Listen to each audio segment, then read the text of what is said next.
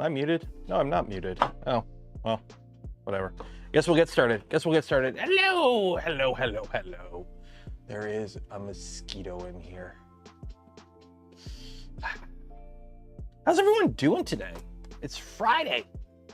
It's Friday. It's Friday. It's Friday. Heck yeah, it's Friday. And then it's Saturday, and then it's Sunday. It's the weekend. I have been drying out. I'm trying to organize my filaments a bit better. So I'm starting to move some stuff that's just been like, I've got a few piles of filament that I'm trying to take care of. So I'm going through the process of like drying it all and then bringing it downstairs. So get this out of the way. This is 6-spool filament dryer for 30 bucks. Can't really go wrong with it. I think we talked about it on like the last stream or whatever, but go to like a Goodwill or Value Village or any of those like charity resellers where like people donate their stuff and then they sell it for cheap prices.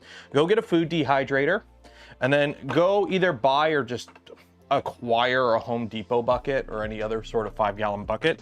And this will dry 6 spools of filament. So yeah, for those wondering the temperature in there before I knocked it off, it's about 50 degrees Celsius with about 10% humidity. I wouldn't really want to use this on anything like super soaky wet, but for like keeping your PLA dry, it's good enough. Well, let's head on downstairs. Let me put it inside the house quickly, and then we'll get the stream started. Put this inside. Don't step on the cable. Don't break everything. Go.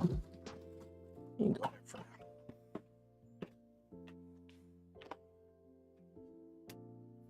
There we go. If you run any problems today, you can blame it on Friday. Is it Friday the 13th? Oh, it is. I should realize that considering I set up I'm the one who set up the stream, so I should be aware of what day it is. So yeah, so what are we doing today? We're carrying on with the big guy. We are carrying on with the big printer today. See how far we get. I think last stream we got the gantry installed. And I think we're moving on to the tool head. I think. I can find the manual again. Where were we at?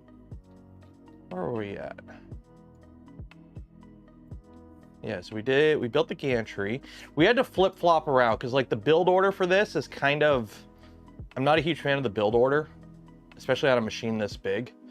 So we had to flip some stuff around, but I think we're finally, yeah, we're ready to belt it, it looks like. So belt it and then install the carriage. So yeah, so there we are. So this doesn't have tap. This uses a cartographer, which has tap built in. It has, you know, a tap tool head, but this is our gantry, or this is our tool head mount. So we got to put that on. Actually, I have a Vitali one, but I'm going to use this one. I got one of the fancy ones from Vitali, CNC'd ones. Actually, let me go grab it. Let me go see. No, where did I put it? Yeah, let me go grab it. 1 second. Let me go grab it. BRB. 1 second here. Just so we can get a comparison. Let me run it inside and grab the Vitali one. Coda, you are knocking everything over.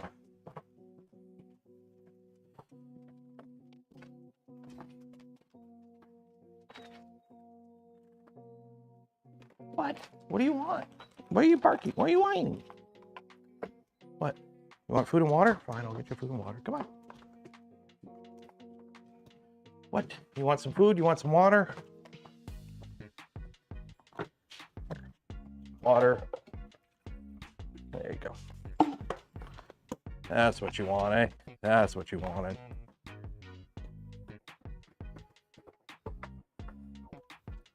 Silly dog. Silly dog. Like, I'm just gonna lie there and be mopey. Okay, so just for comparison, just because I haven't got one of these. This is a rigid mount kit. Okay, so we don't have tap, which is fine.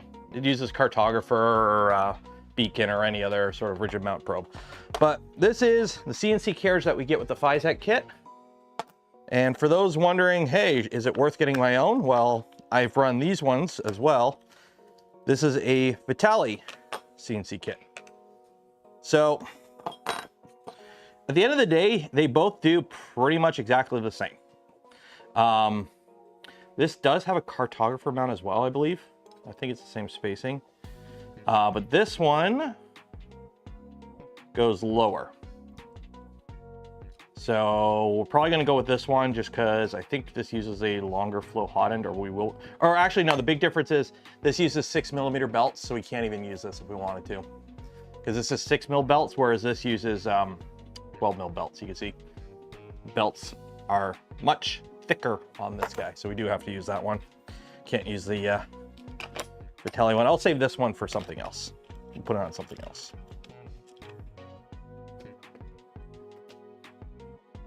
Greetings from Portugal. Hello, good morning. Okay, so what is holding this on? Because we have, there's our screws. So what screws actually hold this on? M38 flathead cap screws. Those aren't flathead, those are socket head.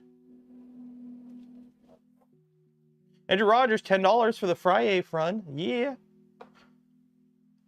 These are socket heads, not flat heads. Yeah, they call out the wrong screws a lot on this, I'm noticing. Okay. Well, let's get this together because we're gonna need this so we can put the belts in. So where are my belts at? Where are my belts? Oh, my belts. I think the belts might be on the other side because it's all CNC parts over here. Yeah. Belts are probably on the other side, hopefully. Let me go check. Let's go check. Make sure we got the belts. Make sure we got the belts. And while I'm making sure I have the belts, if you haven't entered yet for your chance to win some Polymaker filament, we do giveaway of Polymaker filament every stream. Link in the video description. Enter for your chance. Do this now. Uh-oh. Because at the end of the stream, you won't have another chance to do it. Okay, these are empty. Fan blowers. Where's my belts? Belts, belts, belts. Screen, hot end. Where are the belts at? PCBs. Fans and blowers. Where are... Oh, the belts might be in the other bag. In the box with the screws, maybe?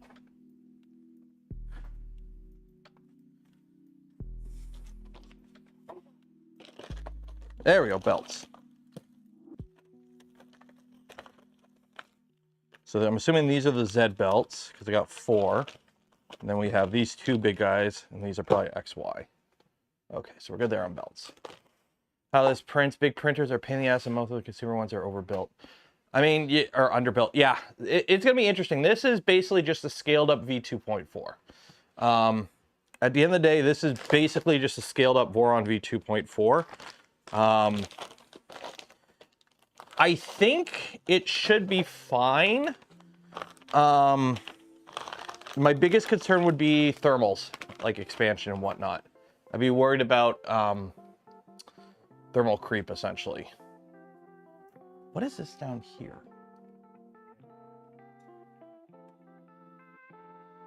See, this is what I mean. Like, these images are kind of crap. There's like a little thing here for the limit switch, but what is that? I don't think it's a CNC part. What is this?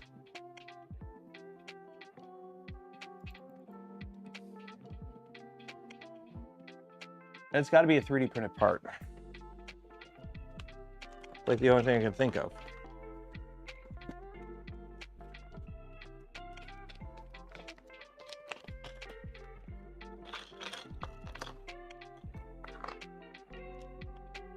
Okay, it's not any of these parts. There's up here all cover plates and whatnot.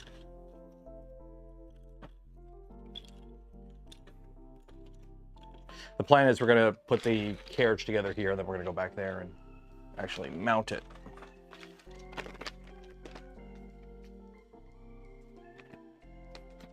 Would not get too hot. If I do this up the same way the Phoenix is, it should be able to reach at least 65 C chamber temps.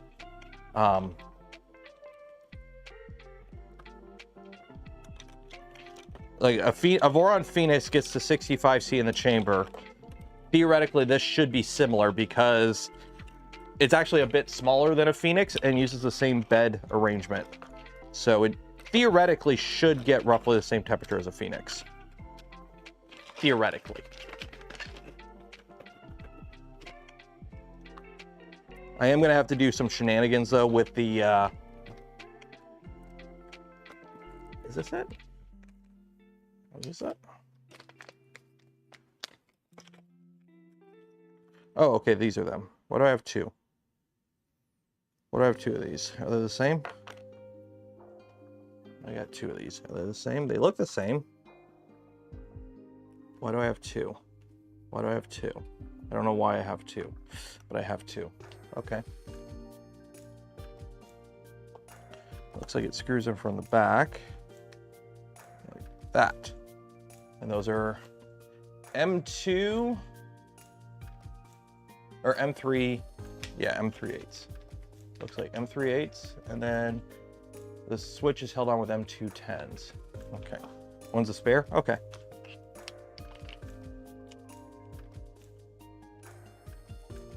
Okay, oh yeah, you always put limit switches on with the switch.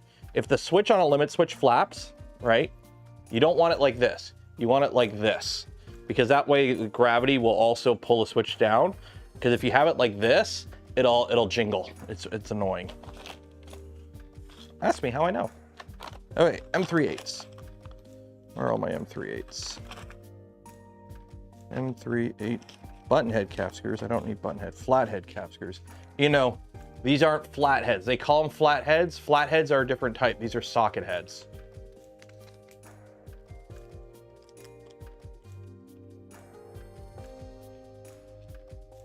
Oh wait, no, these are flat heads.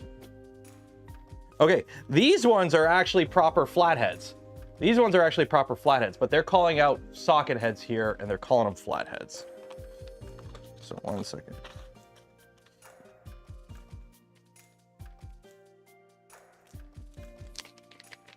Well, flat socket heads would be low profile socket heads, which is actually a different type altogether.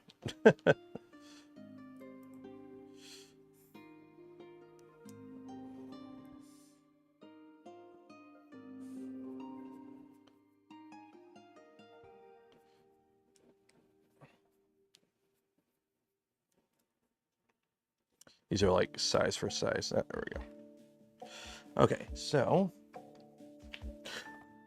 this attaches on the back.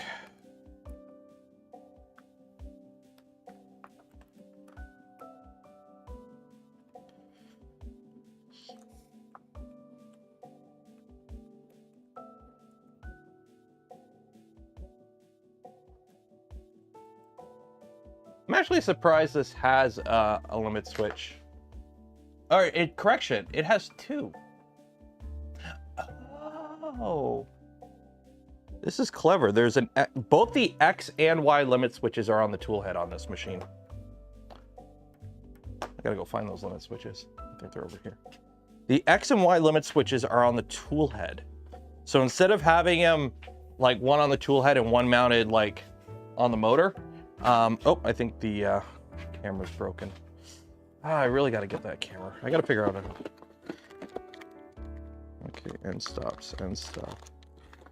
One of these got to be the limit switches. Okay, one of these got to be the limit switches. I'll just take everything over to the other side. Because one of these has to be the limit switch box. 1 second. Yeah, I know the camera's not working. I know the camera's not working. It was working fine for a bit, and now it's like it's wanting to drop out. Mobile camera. Deactivate. Activate. Custom device.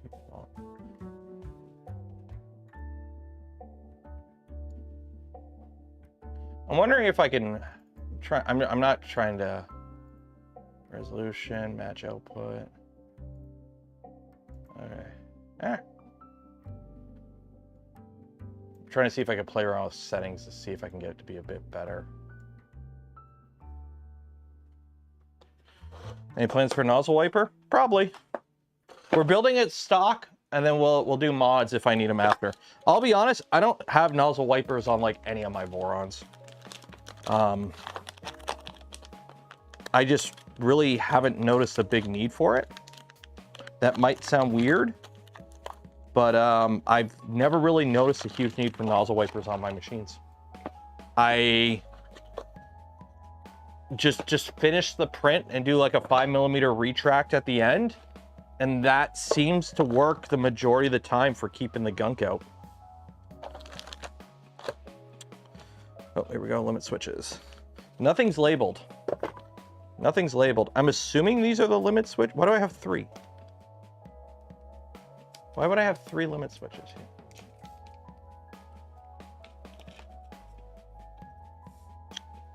Okay, I'm assuming these 2 limit switches are for X and Y. This guy, I don't know. Filament cutter, maybe? So we got 2 limit switches on a switch here. See, this is the problem. It doesn't tell you after the belts are put on, use cartographer to fix that to the belt. Install the micro switch on the IDM scanner CNC metal part and fix it with M3/8. Yeah, see, like, I'm assuming that this is the X and Y. I don't know which one's X and I don't know which one's Y. It's not a big deal because it'll be pins. And then we have, it's wired up to a 4-block, which I guess makes sense. So, I mean,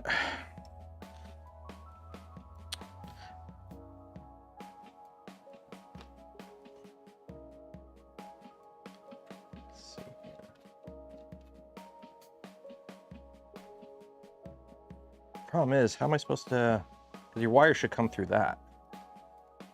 So how am I going to get the, that won't fit through. Okay, let's see here.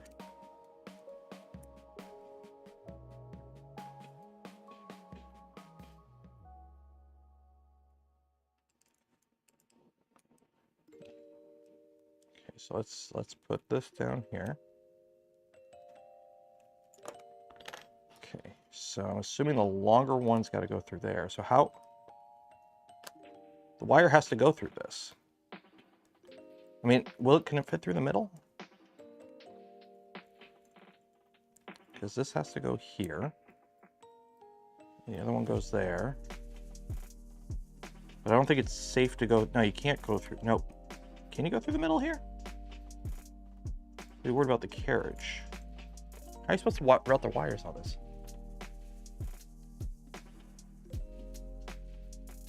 See, this is what I don't like about this.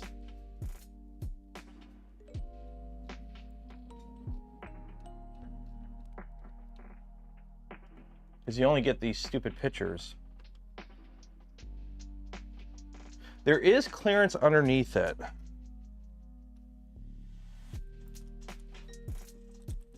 Yeah, I guess we are just going to have to go underneath it. Okay. Went under and straight into the tool head. Okay. I just want to make sure I'm doing it right.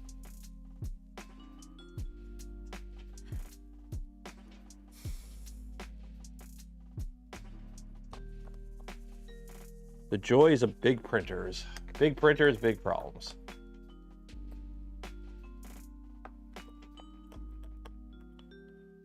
Okay. So I could come up underneath. It's probably much our only option is come up underneath. And just kind of put that and then have it like there, because this one has to come and install here. that. So these are the X and the Y. I mean, I could just not use them at all and just go sensorless. Did it include panels? My kit came with panels. My kit came with panels. Disclosure, I got a review unit, so I don't know. Read the thing. Read what's on the website. The website should tell you what it comes with.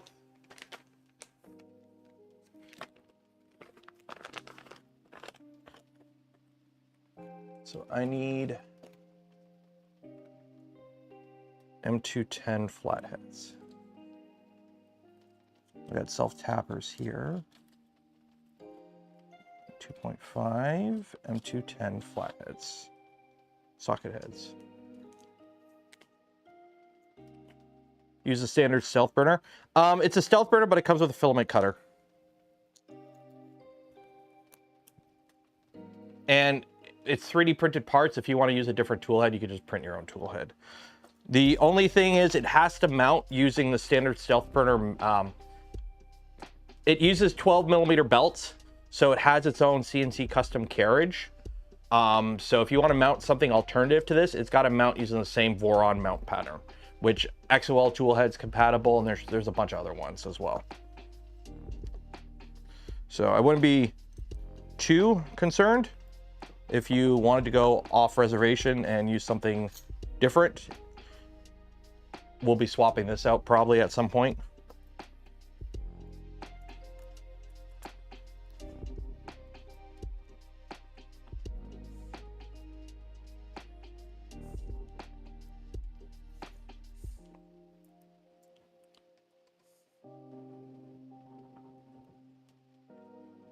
Yeah, I'm pretty sure all the kits come with panels.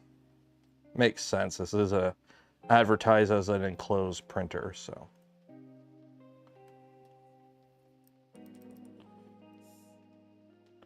Yeah, so the only two options, either I run the cables underneath or I go through the back here and hope there's like a little gap of clearance under the carriage. You know what, we might do that. We're gonna do that. We're gonna run through here.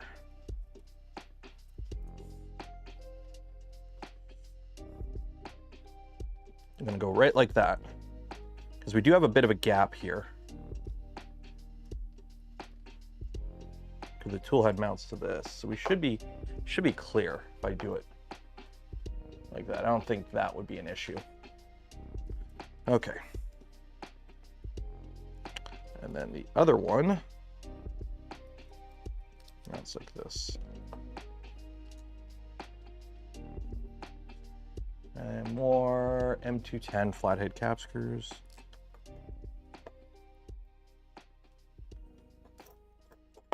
Don't mention on site, but it's in the BOM. Well, is the BOM on site? Rush B. BOM's on site, Rush B.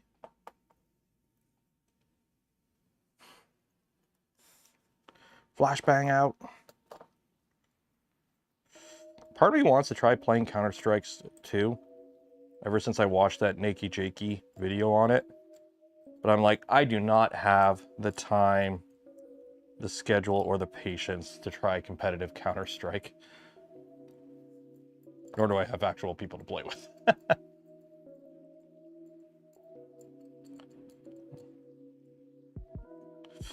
What fillet did I use for Toasty? It's a mix of CF nylon and CF PC, depending on the part. I don't know which ones are which exactly. They're kind of just stuff I had.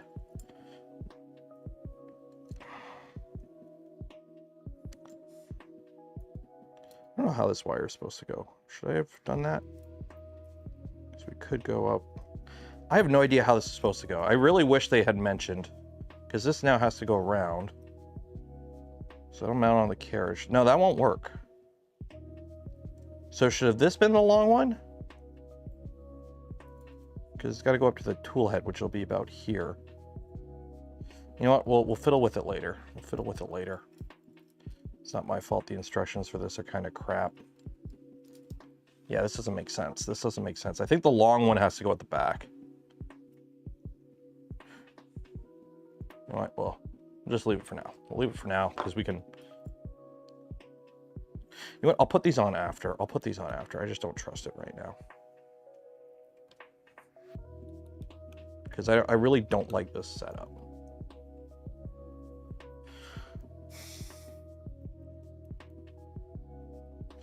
This whole thing needs better documentation.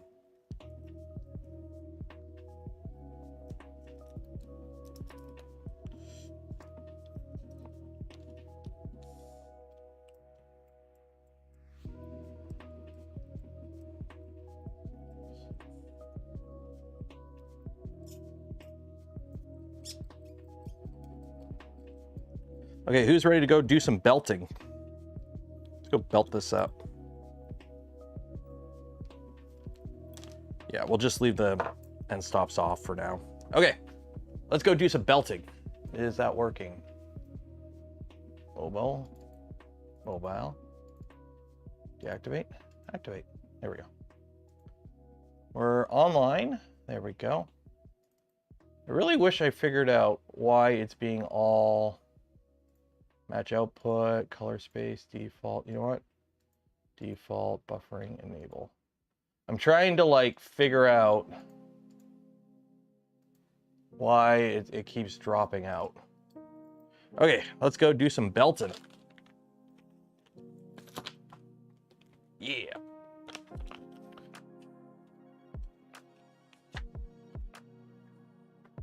We good? We're good. Should be good.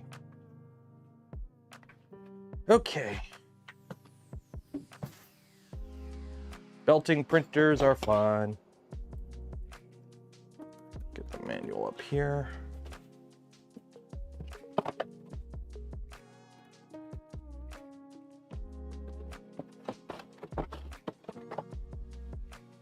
Oh, it didn't save. 1 second here. I do have a tally light, luckily, on camera, so I can see when it crashes. Create, go live. That, okay, I can see chat. Chat, say hi. Say hi, chat. I can see you. Can you see me? I could see me. There we go.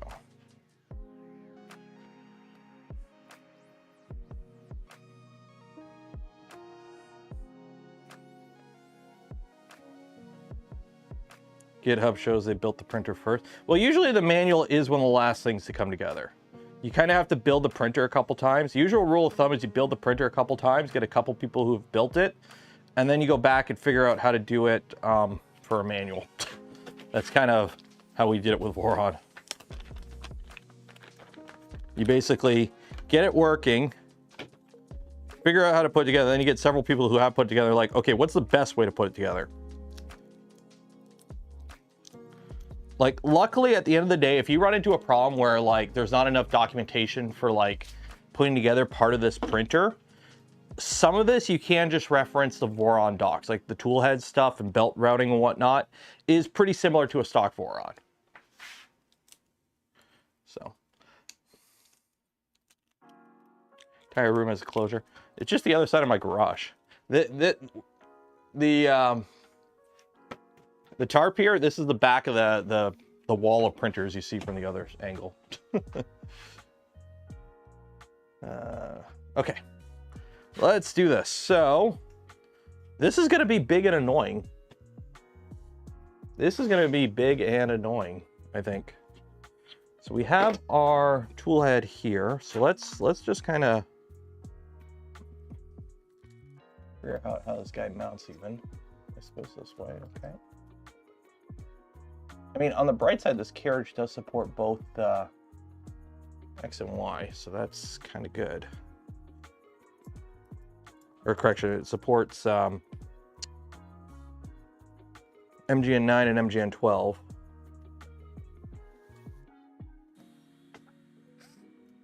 Just getting the screws kind of started, so at least we have something.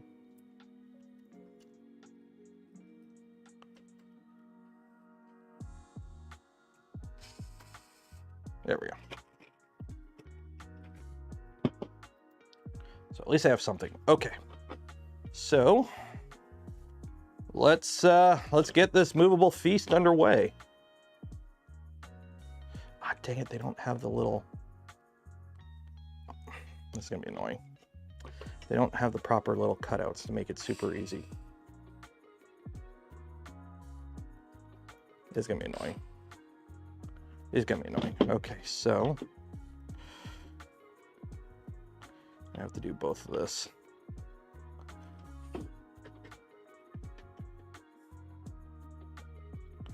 Okay, you come this way, you come this way.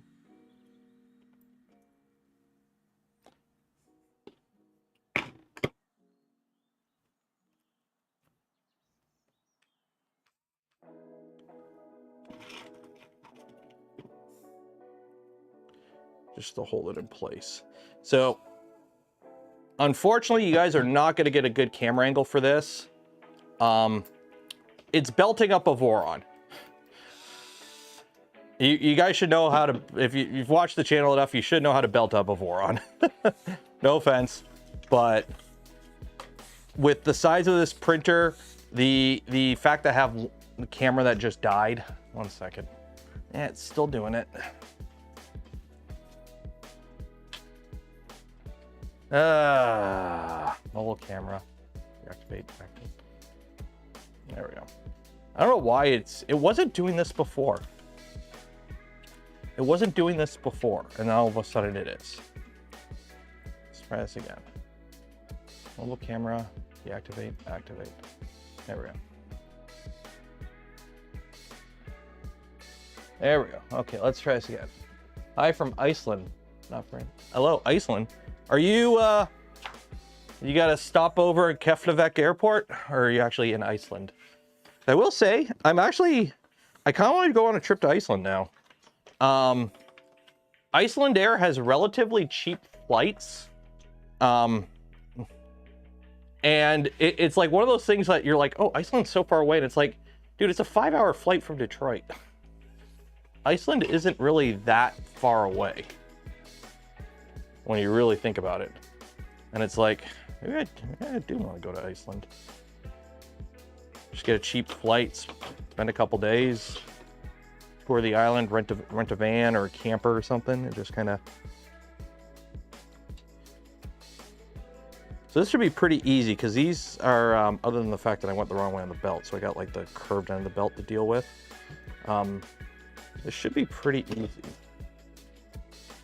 because this is pretty open when it comes to getting the belts through everything.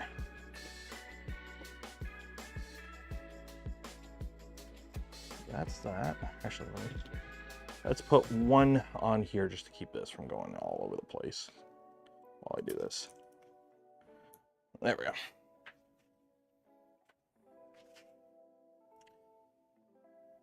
Does it have inverted electronics? It has a side backpack.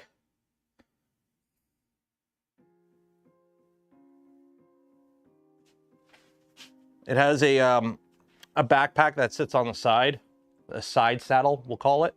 That holds all the electronics. It actually comes mostly pre-wired, actually. So that's kind of nice.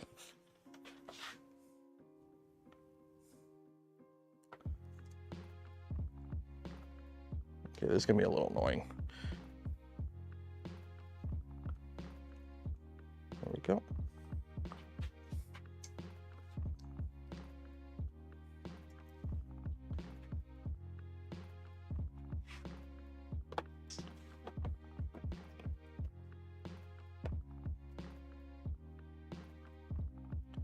Okay, so you're this, so now you go.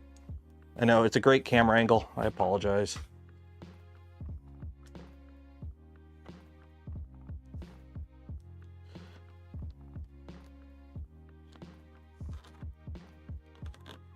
There we go. Belting up the big printer. How did I twist this? How did I twist that? There we go. Come on. There we go. There we go. Okay, and now you gotta go over onto this side.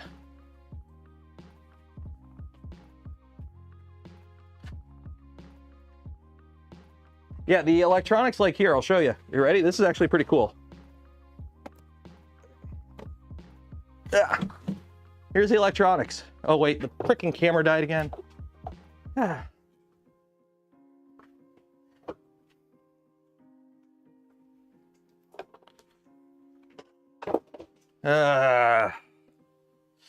Yeah.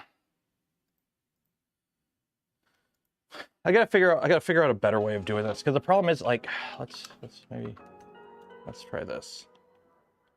Mobile camera, activate. The problem is it's USB. It's a USB camera on like a 20-foot extension, because it's on the other side of the garage. So I had to like run a long cable, and it just keeps freezing. So that's why CAN bus is better on long runs. So if you're building a small printer, USB tool heads are good. But if you're building a big printer, go CAN bus. It's more reliable, as you can plainly see. But anyways, this is the electronics pack, and it's pretty cool because it comes with all the electronics already installed. So this is like the actual electronics pack for the printer. It comes with everything already pretty much installed for the most part. So it's actually really nice that they did it that way. At least I'm getting my steps in. This is true. Okay, let's go back over here.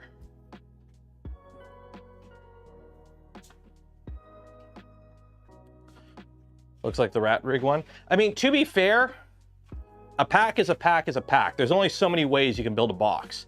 Like, it would be cool if it was in like a NEMA box, like one of those gray NEMA boxes. That would be pretty cool, but that would also be a little bit more expensive. They're running 48 volts. I believe they are running 48 volts for the AB motors. The beds are mains. The beds are mains.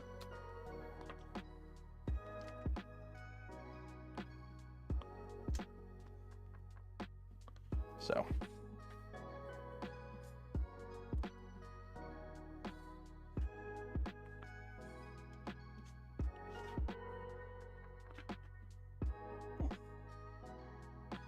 And I am thirsty today. There we go. This guy goes into there, but we'll do that later. So that is one belt done. Easy peasy, lemony squeezy.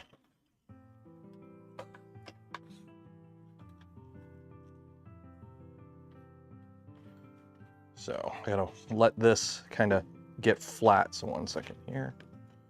While this gets flat, get flat.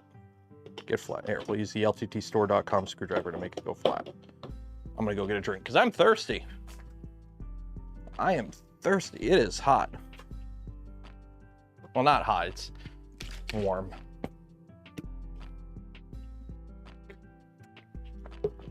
Yeah, I'm pretty sure it's an LRS 350/48 and an LRS 350/24. So it's and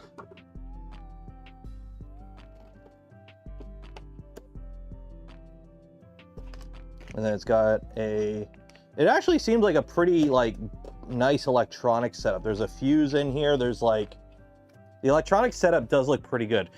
Full disclosure, if we have problems with the electronics like we did with the previous Fysetc build a couple years ago, I'm gonna rip it out and just replace it with a Kraken. How's it going? It's going good now that I've had a delicious drink of my gamer sups. Use code Canuck, link in the description. Go buy some today. Today we're sampling brand risk flavor. Great news, after a year and a half of dialysis, I found out I'm in kidney recovery. Yay! Yay, kidney recovery. No more dialysis. That sucks. Do they fix your old kidney or do you get like a new kidney? I want robot kidneys. Give me, the moment we get robot parts that are better than human parts, I'm all down for that shit. Cyberpsychosis, what's that? I don't need to worry about that. Okay. Back to work. Okay, let's do this. So I think we talked about it on the Saturday stream. I was looking for some recommendations for some anime to watch because I'm like going down the rabbit hole again of binging anime. And I was like, you know what? I'm gonna watch Gundam. I've never actually watched Gundam. I like giant robots. I like my Armored Core. I've watched a few mech series over the years. I remember watching, I did watch one Gundam series. I can't remember what it was. I think it was 8th MS team years ago, like when it was on Netflix, I think. So I'm like, you know what? I'll watch Gundam. I'll watch Gundam. So I started off watching Gundam 1978, like the original Gundam. And holy shit, that shit is old. That is old. And I'm like, I see so many tropes in it though. It's hilarious because it's like, oh, so this is where like the trope of like the group of kids fighting in a war and blah, blah, blah. So I watched like a half dozen episodes and I'm like, okay, I'll get to it, but I'm not like in the mood to tough out through the original Gundam. But the thing with Gundam, there's like a whole bunch of like alternative universe or like standalone stuff. So it's like, oh, go watch like one of the more modern ones or something. Somebody's like, go watch one of the more modern ones. I read like a, you know, oh, you want to watch Gundam kind of thing. This is where you should start. So I'm like, okay, I'll watch Witch from Mercury. So apparently that's pretty good.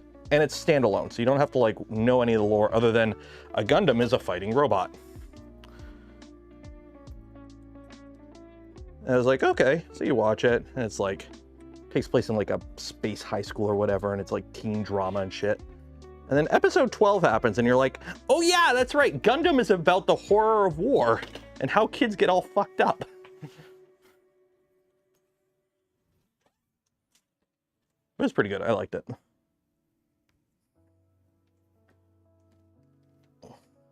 Oh, shoot, it's stuck. There we go. Okay, so that's that.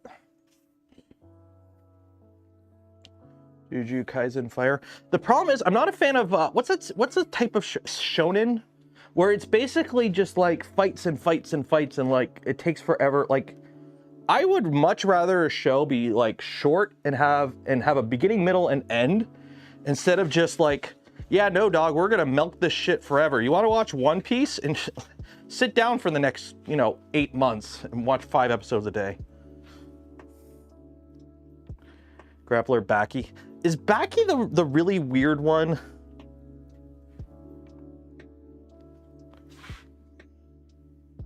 I think I remember seeing something about Baki and how it's just weird.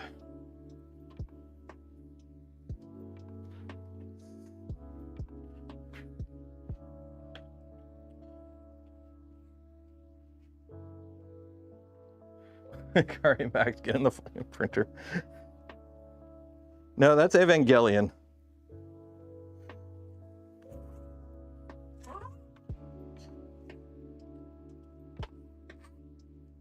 Although I do give credit for Amuro in the original Gundam, where it's like, oh no, we're being attacked. Okay, I guess I better get in the giant fighting robot and just start stacking bodies. And he does. I'm like, oh, this kid's gotta be so messed up. Like, I'm only like 6 episodes in and the kid already has like a body count.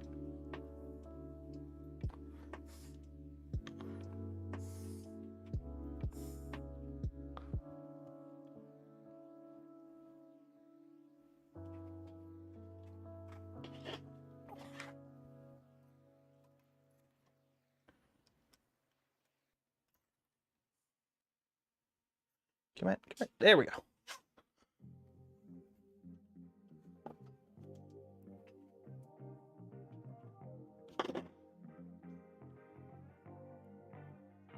This actually belted up really nice and easy. And there we go. That is X and Y belted up. Now we just got to actually get everything in the tool head. So let's do that now. Death Note, nah. Those Death Note, I tried Death Note. I tried Death Note when it was like new and it never really got around. It didn't really click for me. Dragon Ball. See, Dragon Ball made sense though. Dragon Ball made sense because Dragon Ball is a fighting series. The whole point of Dragon Ball is the tournament.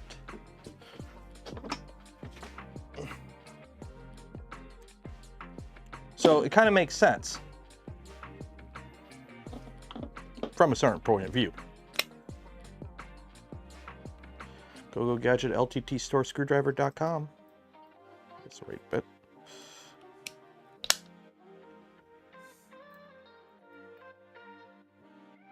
Yeah, that's the right bit. Okay, let's get this going. So we undo you. Undo you. Undo you. We take this off.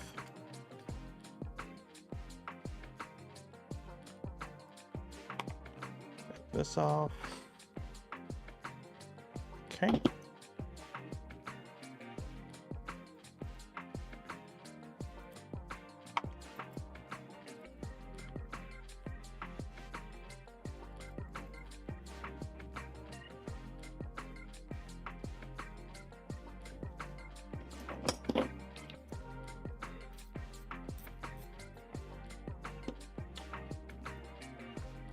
You're gonna go right here, and you're gonna come out, and you're gonna go right there.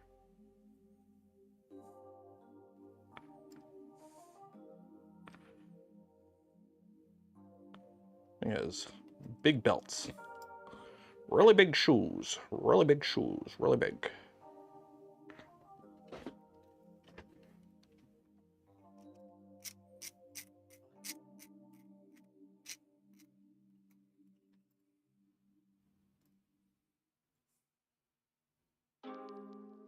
Nope. Gotta line this up, trying to keep them equal.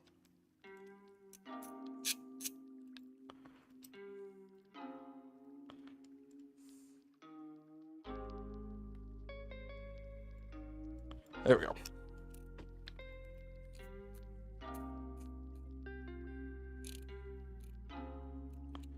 There we go. So that one goes there. Now, let's take this side off, I think.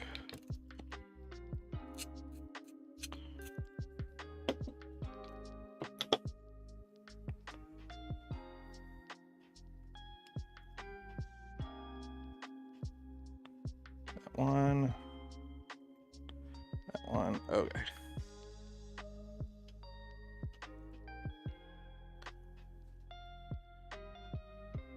Go there.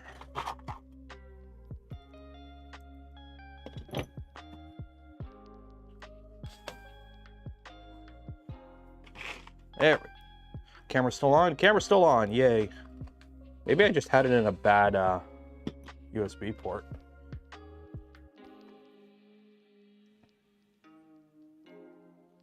Need one of these. A printer this size should be all-wheel drive. It would help being all-wheel drive, although I really don't think it'll be that big of an issue.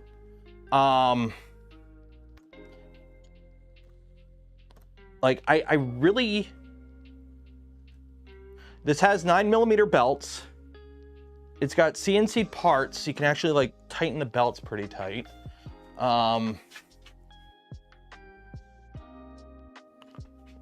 Like it should be pretty good. Again, this machine, I'm not hoping it's a speed demon, okay? I'm not like, oh, this machine needs to be super fast. This machine is just like, no, it just needs to. I'm gonna put a big fat nozzle on it. And don't get me wrong, it'll move fast. It's still Core XY. It's just, this isn't meant to be a speed demon. This machine isn't meant to do speed benchies. You shouldn't be trying to do speed benchies on this machine. There we go. This is gonna get a 0.8 nozzle, and it's just gonna be a big printer. Just a big printer.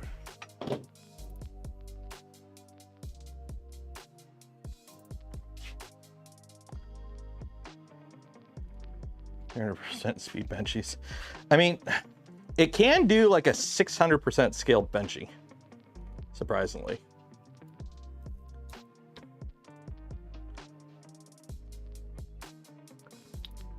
There we go. Okay, that's that one. Now, loosen this side a bit. Now I can tighten these ones. Should probably go get some actual, oh, camera died.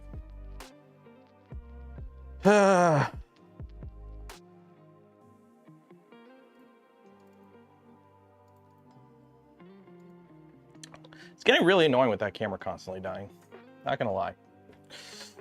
The only other option I have for a long camera is get another camera and use like an HDMI cable.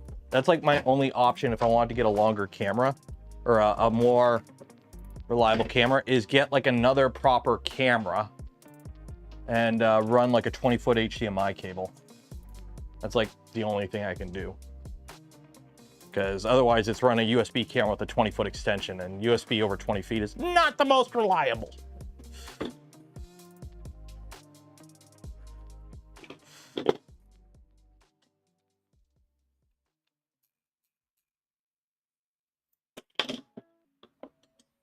Where'd the screw go? There's the screw.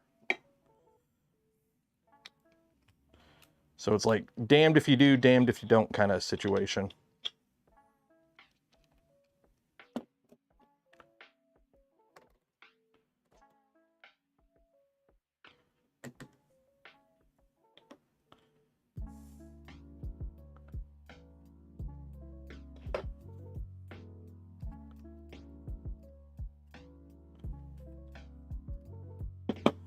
Okay, make sure the belts are all on their bearings. On a bearing, on a bearing.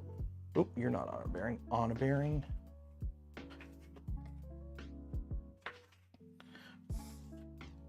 On a bearing, on a bearing, on a bearing, on a bearing. There we go, all on bearings. There we go.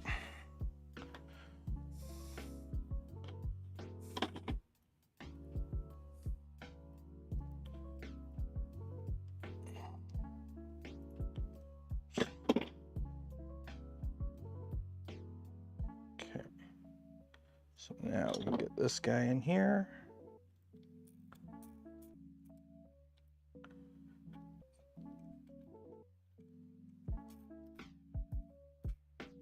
There we go. So these are as loose as could be. So now I got to figure out how to tighten these up. So I need to get a little more tension on this.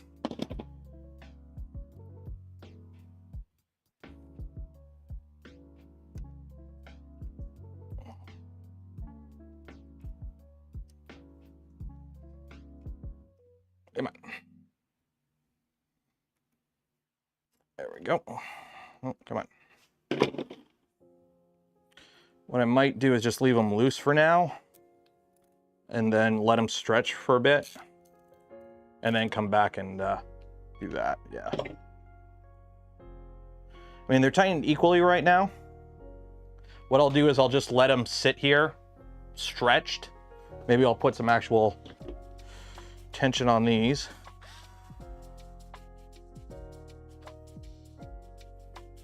That is a lot of tension. Let it like stretch a bit, let the belts do their initial stretch, and then I'll loosen everything up, retighten it all, and then come back. But right now,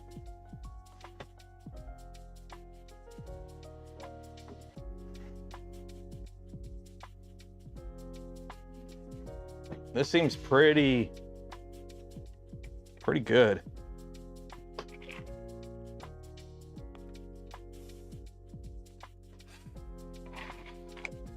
It would help if I put in the right hole.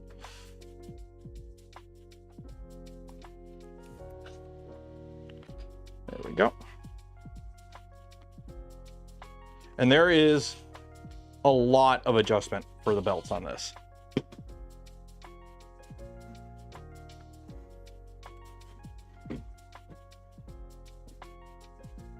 Okay, this feels pretty solid. Not what doesn't feel solid is this bench.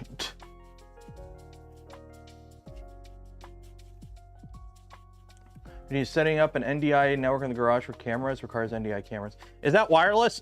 It'd be kind of pointless because I could just run a 20-foot HDMI cable. Like, I have a power outlet right behind this camera, so I could put a camera here with a 20-foot HDMI cable and just call it a day. Like, that's how the overhead camera. This overhead camera has an HDMI cable that goes up over to the wall. It goes over. There's a bunch of extra spooled up, and then it goes down. It's like a 20-foot HDMI cable. But HDMI doesn't have the same issues USB does over long lengths. HDMI, I think, starts to degrade at like 50 feet. Okay. So these are the end stops that I'm supposed to put on. So let's see. I really wish it would tell you how to put the end stops on, but it doesn't. Okay, let's belt up the Z, I guess.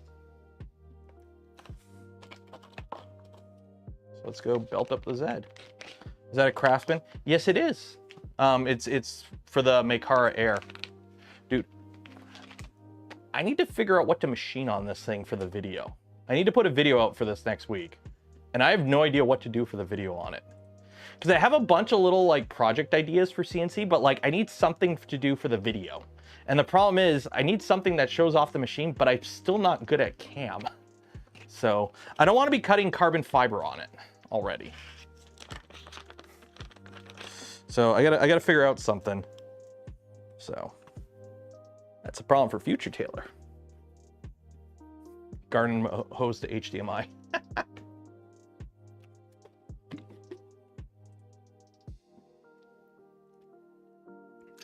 But yeah, I bought a cheap shop vac just for the that. I've got a little 3D printed duct to hook up a fan hose and whatnot. So, a Wi-Fi webcam. Quality would be even worse. Quality would be even worse with Wi-Fi webcam.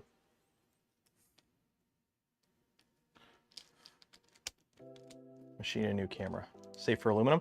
It can do aluminum, and I do have aluminum. Like I do have like a random aluminum plate here that I can machine something out of. I just don't know what.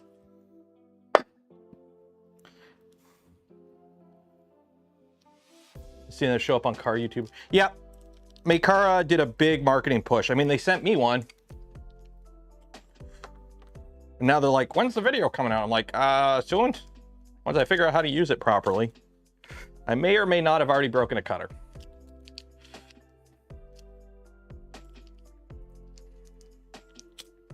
Okay, we're gonna do some belts. Let's go do some more belts. Would it be possible to sway the team to update the VORON 2.4 GitHub? The only CAD file there is for 255. No, maybe there isn't a policy. Nonsense. Standard SOP for VORON releases is we just release the CAD for the smallest size, because the CAD for the larger sizes is the same. The only difference is larger beds, extrusions, and belts. The actual like mechanicals of the printer are unchanged between the different sizes of VORON. So there is no CAD. It would literally be required to redesign the entire printer for 300 and 350, because guess what? The designs for VORONs aren't parametric. So you would have to basically like shift everything and redesign everything for 300 and 350. That's why it's always been the CAD has been released as the 250 on all VORONs. It's always been that way. So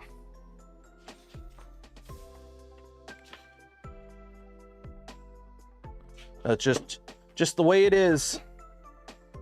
Some things will never change. That's just the way it is. Okay, so now I gotta undo all of this. Oh, this is gonna be annoying.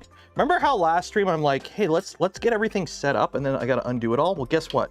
We're at the stage where I gotta undo it all. So where did I put that big Allen key? Did I leave it over here?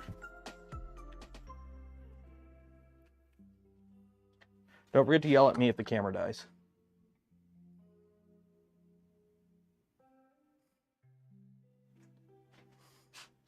Helicopter parts and Mastercam. I don't know how to do Mastercam.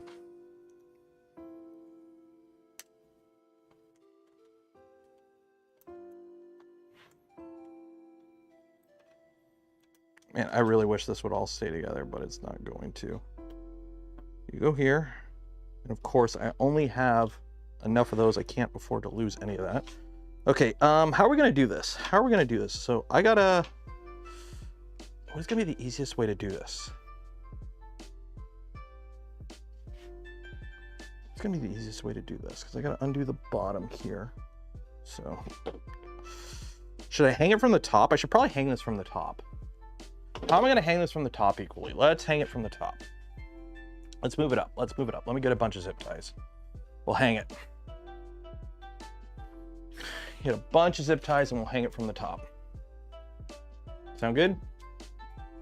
Do I have long zip ties? No, these are the longest ones I got. Oh well.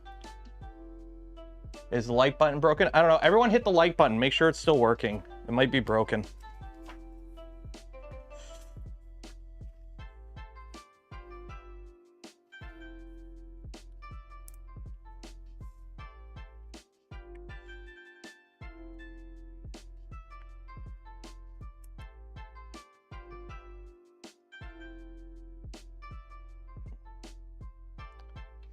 Oh God, this thing is huge. Okay, ready? I know what I'm gonna do. I know what I'm gonna do. This is the part where I go, wow, this would be nice if I had help.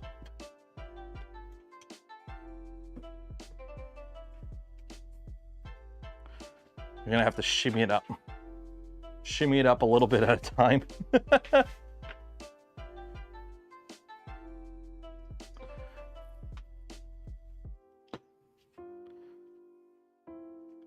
Shimmy, shimmy, shimmy. Shimmy, shimmy, shimmy. Shimmy, shimmy, shimmy.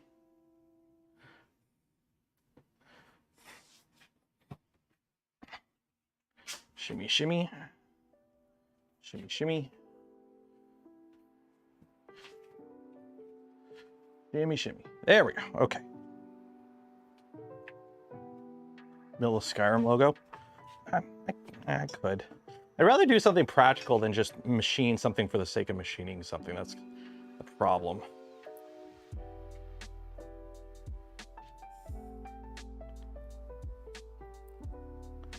Okay.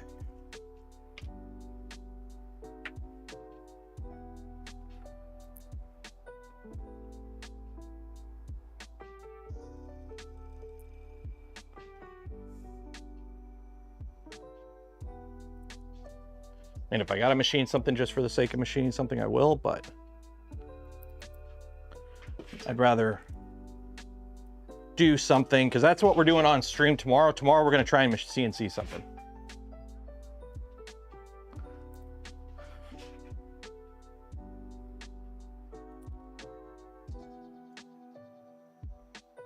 Because tomorrow's stream is CNC and chill, hopefully. Okay, one more. 2, 3, 4.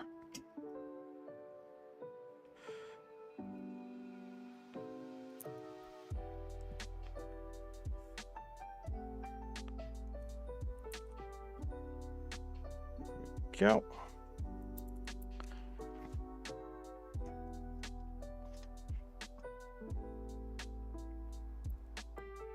Okay, so now comes the part where I cut these zip ties and hopefully nothing breaks.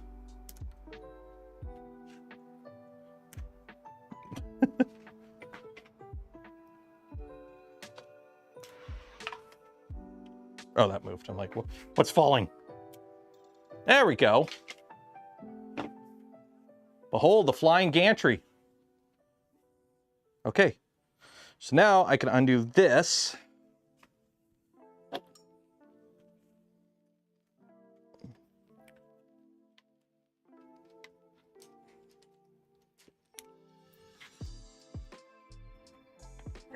And slide the belt in. Okay. So I need a belt. I need a belt. Give me a belt. Give me a belt right now. Okay.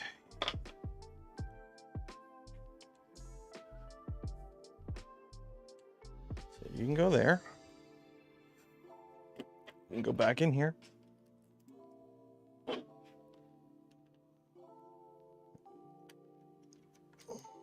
Come on, come on.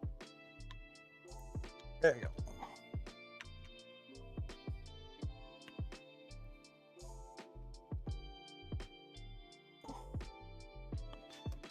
That's that one.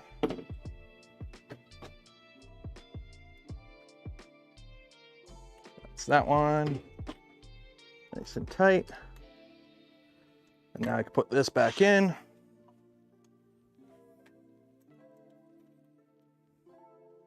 Put you on top.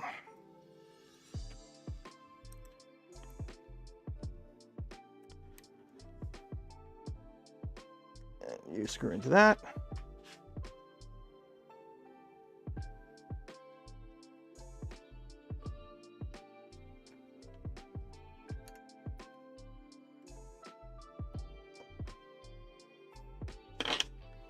Okay, so now, camera's still working, camera's still working. How'd you miss the start of this? I don't know. You been sleeping? Although, to be fair, my view count's actually pretty low right now, so a lot of people seem to be missing it.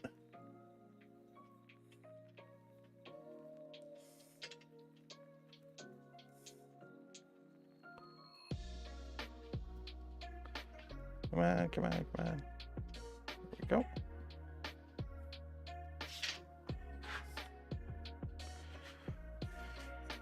Okay, how's this belt go? I think it comes up.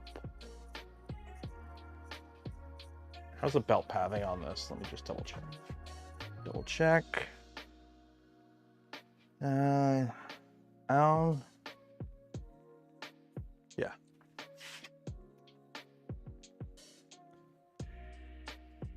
Wait. Okay, so it comes up, over, it comes like that.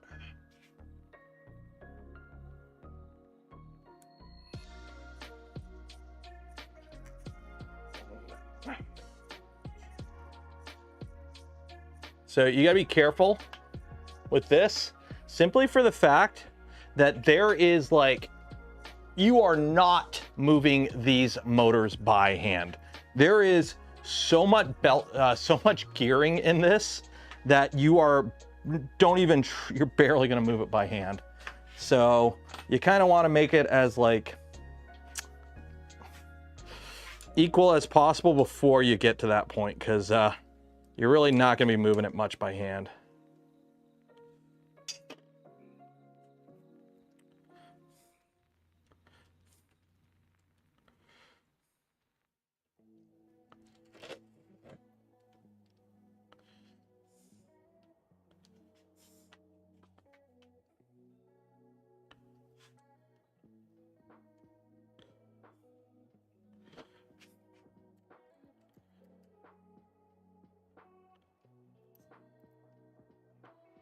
There we go. Okay, that's one.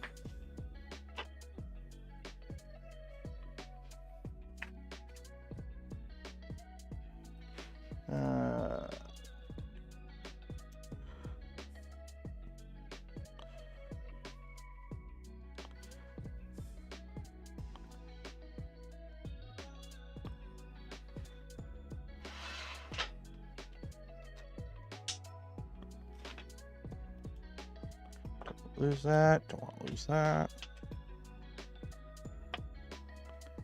Okay.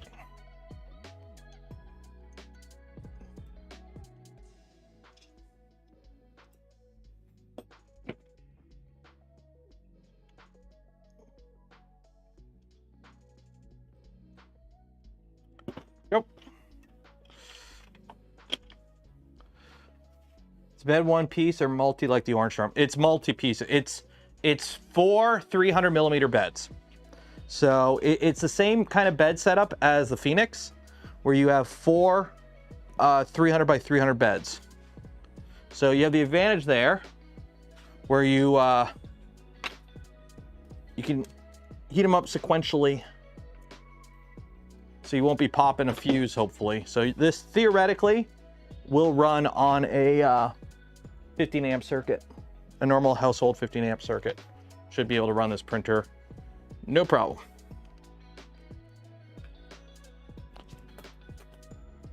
That was great. Did I break it? Nope, we're good.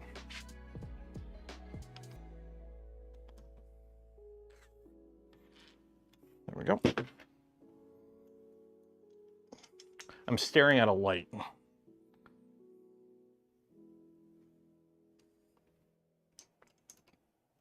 The orange has a well-designed frame. Yeah, unfortunately, you need more than just a frame to make a good 3D printer. That's the go-to, right? Building a 3D printer is not hard. Building a big 3D printer is not hard. Building a big 3D printer that's good is hard, and usually not cheap. So when you see a big 3D printer that's cheap, the RB Dragons.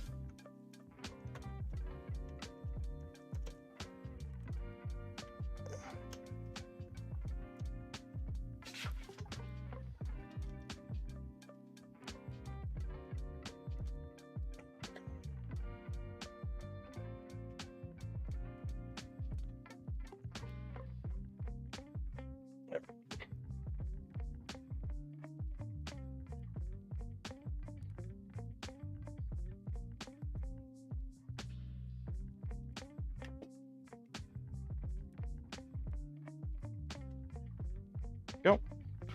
Okay, so now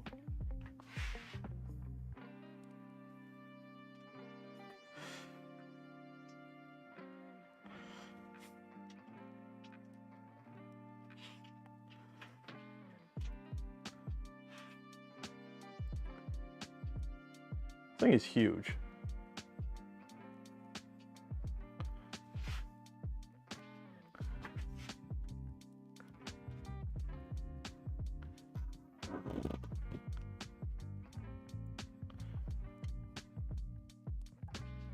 Wait, how does this go? The top, down, and under. Okay.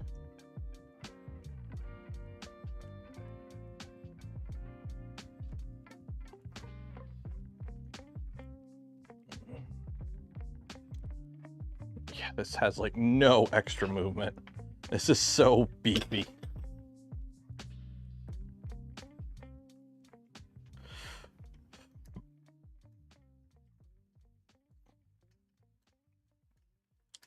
Beefcake. What time are we at anyways? 12:14.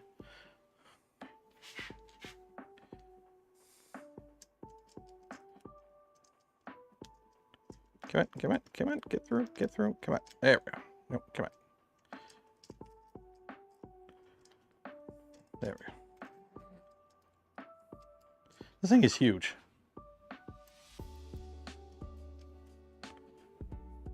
Like,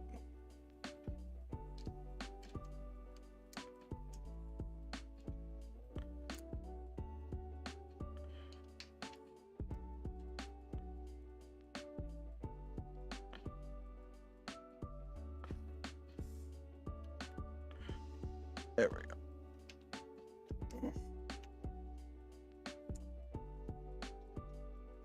There we go. Okay.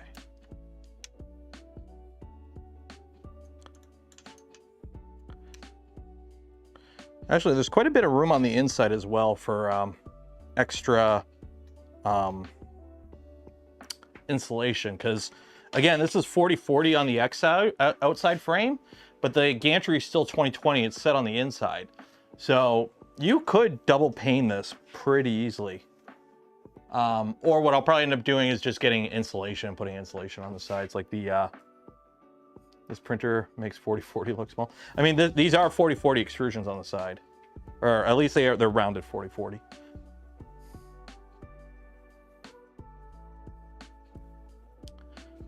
So that's that one. Let's go over to this side now. Beefcake. Beefcake.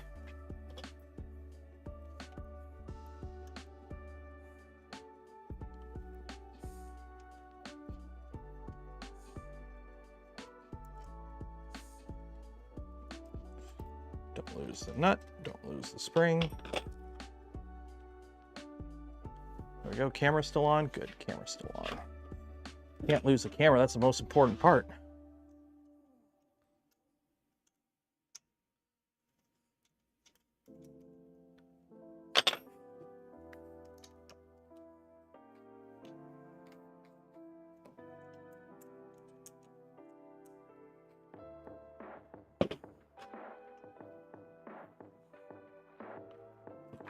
Okay.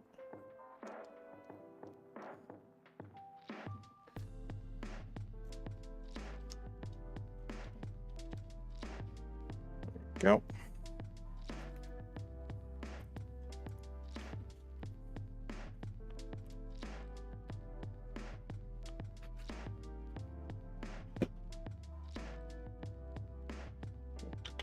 No, get back here, screw.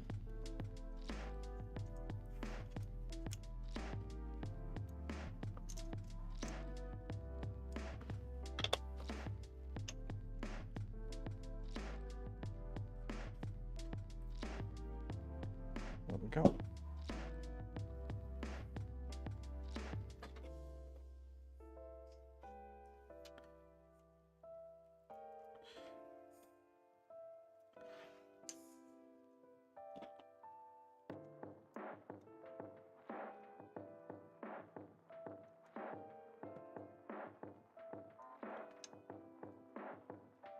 Uh-oh, what's going on? There we go. Forgot I belted it up, so everything kind of squished in a bit. So I'll have to fix that after. There we go. Okay. And camera's still on. Camera's still on. Good. Go through there. So belting this up is pretty much the same as a stock VORON, a V2, except for the fact that obviously the motor is up top and there's some gearing to the motor as well.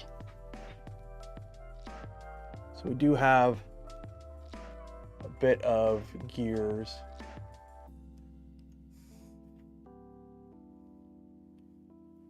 Get it through the hole here. Come on, come on. You got it. There we go.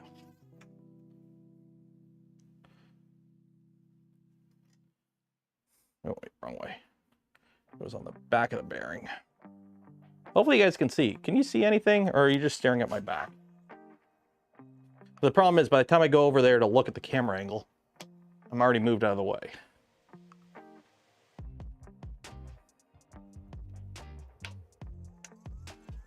There we go.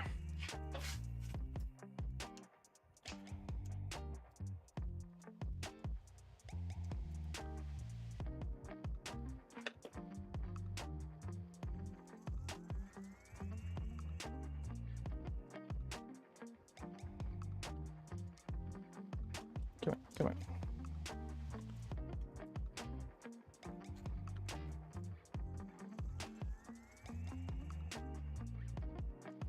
There we go. Okay.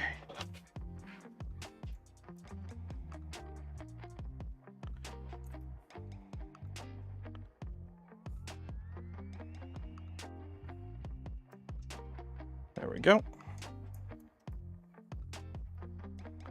Now we have one more left. This guy. Whew, it is warm over here. Just turn the shirt around and the hat. Is scale up a V2. This is pretty much a scaled up V2. Essentially, end of the day, this is basically a VORON V2 built with a 40/40 frame and some CNC parts and some of the electronics and other components moved around. Now, if you wanted to build a big VORON cheap and not go down like the Phoenix route, this is actually not a bad setup. Like, I've had people ask me in the past, hey, I want to build a VORON, but I need a big one. What would you do? And I'm like, just build the machine normally, but use like a 40/40 frame or something. Do like the 12mm belt mod, 40/40 frame. That way you have more room for insulation and whatnot on the sides. And I'm like, you could build a pretty big VORON pretty easily. And that's basically what this is. So, like, if you're gonna try and build a big VORON cheap, this is basically the route I would go.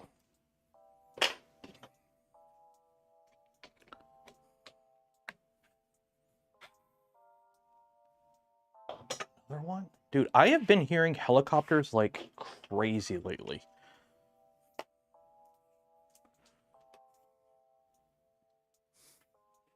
What is going on?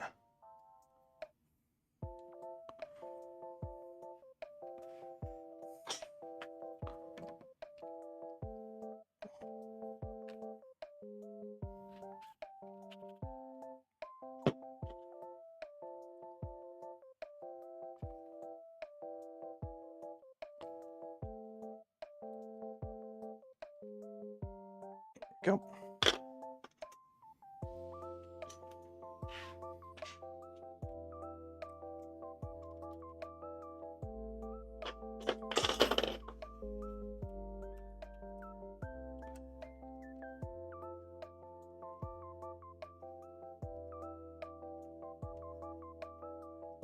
Go. Froze again? Oh, it froze again. Okay, let me fix it. Yeah, let me fix the camera. Let me fix the camera quick.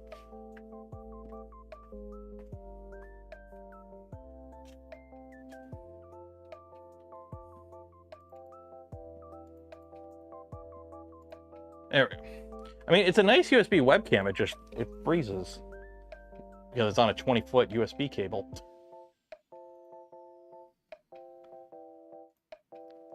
Let's see what's going on.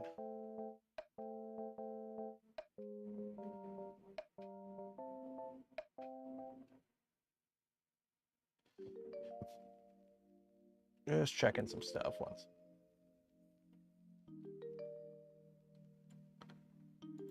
Okay, ignore the helicopter. At least some of us are trying to listen to the insanity of the world. Oh yeah, that's going on.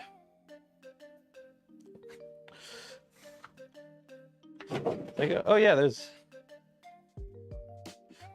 What's the joke? Born too young for war in the Middle East, born too late for war in the Middle East, born just in time for war in the Middle East. Like, ugh. I mean, can we just all rally around the fact everything sucks?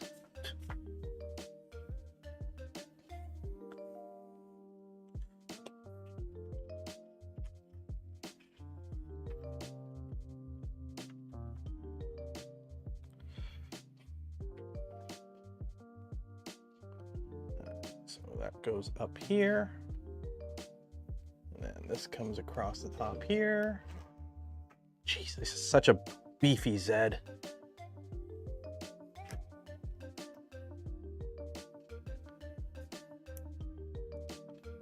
You come here. There we go. Come on, come on. There we go. F again? Ugh. What the heck? Okay, you know what I'm gonna have to do? I'm gonna have to figure out how to do this. I gotta figure out a different way of doing this. Because this ain't good that it keeps freezing like this. Deactivate, activate. Because it's completely random. It works for a bit, and then it just stops working. It's not like, oh, exactly every 5 minutes. It'll work for a bit, and then it just stops working. And it is on a powered USB hub, so it's getting more power than a normal USB port. So I don't think it's a power delivery problem. It's just wanting to be a butt. Maybe this weekend I'll go take a trip and see if the local Henry's has any used cameras cheap or something. See if I can find another. Because another Canon Vixia would be nice. Because they're, you know, they're only 1080p. But they're 1080p 60. They're relatively cheap when you can find them. The problem is in Canada, they're not cheap. In the States, they're cheap. The one I'm using right now, actually, I got from Grant. Because I can just get another one of those. Because what's going to end up happening is the plan is to have this side of the garage, once I get it all rebuilt or built up. This machine, I'm going to build a platform for it. Probably about this high off the ground, just so it's at a usable height.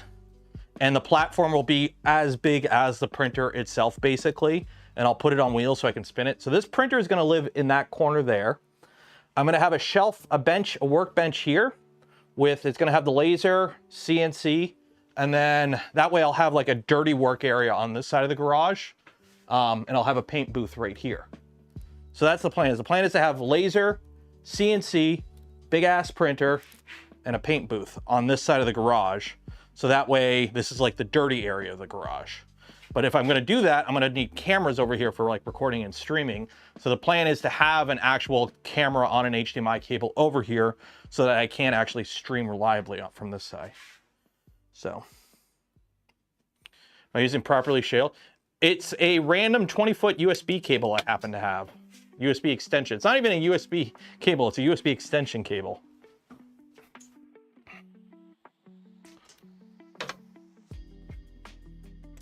There we go. Voila. It is now flying under its own power. Heck yeah. Heck yeah.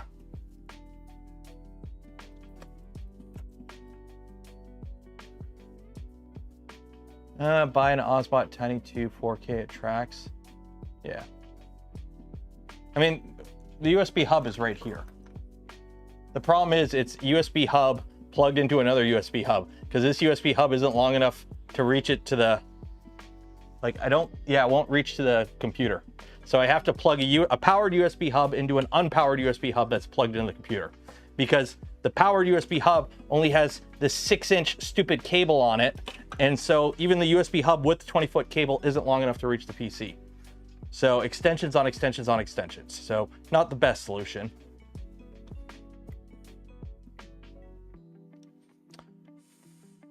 Hub near the camera. We could try that.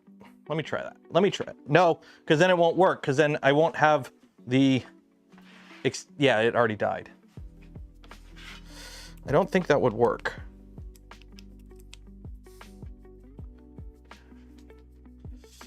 I don't think having the hub there would work. I mean, I'll try here. Give me a second. Let's see if I can make this work. Let's see if I can make this work. Let's see if I can make this work. Move the hub closer to the... So, plug this. Okay, let's see what we got here. So you go there. Oh no, it won't work because I'm gonna have to unplug my fridge. It wouldn't work. I don't have extra plugs over here. I'd have to unplug my fridge. 1 second. Oh God. I don't have I don't have enough extensions.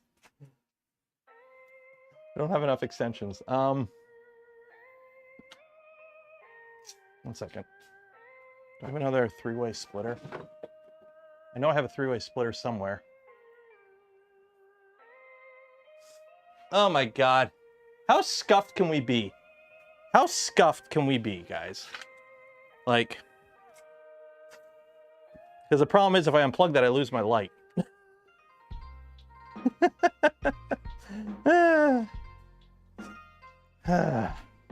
You know what, here. Do this quick. We'll do this quick. We'll do this quick. Steal you. Steal you. Steal this. Embrace the scuff. If we're not for the scuff, we wouldn't have content.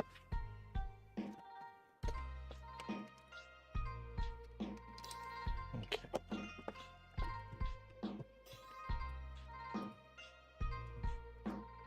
Luckily, you're on a different circuit than everything else, so I don't have to worry about you accidentally becoming undone.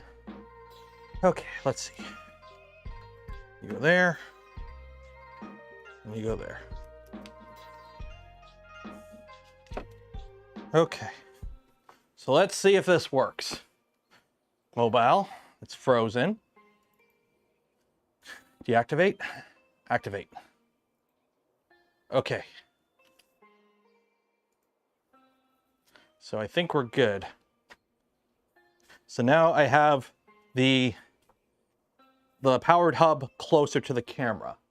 So we should be good now. Hopefully. So here's the fun part. If you have to move this now,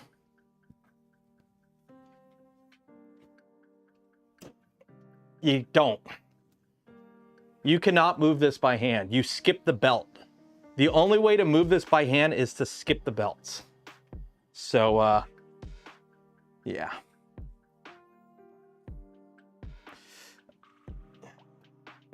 Now would be a good time to insert ads. No, YouTube, I don't want to insert ads. It's annoying and it takes away from the content. So if you want to help support the channel, the content I create, and the things I do, consider becoming a channel member, a Patreon supporter, or if you're really cool, gifting memberships to others. Because guess what? Tomorrow's video comes out tonight. So if you're a channel member or Patreon supporter, you get tomorrow's video early. Or actually, sorry, Sunday's video on Saturday. So. Okay, so let's get back to this. So we install that. Fans, install AB cooling fans. Okay, so let's go back to the main computer so you guys can actually see the manual. Because now we've got this installed. So there's the belt pathing for that. So it actually, you get a lot of contact with the belts on that. So that is all that. We've installed these. We did this last stream, so I had to undo it and then redo it. Shame the gantry isn't 4040, has 12mm belt tension. I mean, if you went 4040, you'd have to redesign the whole thing. Okay, install the AB motor cooling fans. We have cooling fans for the AB motors? I guess we do. And stick on the tail stock of the motor. Oh. Okay, I guess we have part cooling fans for the motors. Part cooling fans. We have motor cooling fans. I'm assuming the wires come out the same size as the motor wires. So I guess we go throw these on.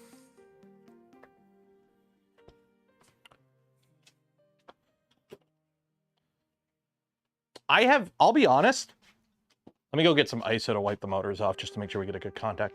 I have never, ever put cooling fans on motors. I have never done that. Ever. So, if this calls for it, this calls for it. But that is something I've never done.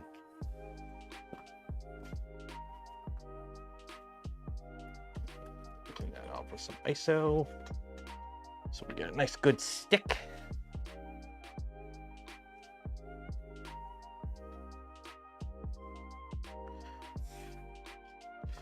Motor cooling fans odd. If your motors get hot enough, you need cooling, you just melt the fan. Yeah. I mean, to be fair, this is a heat sink, so it's a heat sink attached to it with a cooling fan. I mean, it tells me to put them on. I will put them on. But, I'm not like, oh my God, we totally need this. There we go.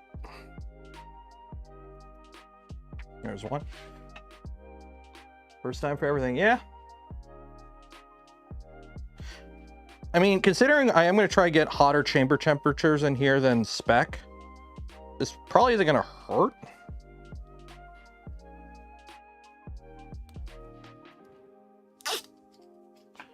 Hopefully these wires are the same too, same length. I think they are.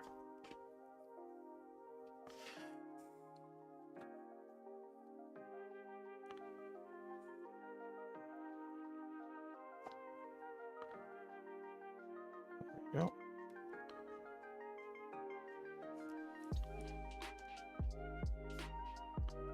There we go. Now we have heat sinked steppers. Okay. Now what? Oh shoot. Panel time. Place acrylic sheet on the bottom of the frame. Use M36 button head cap screws to affix to the frame. Oh shit, and then we install the beds.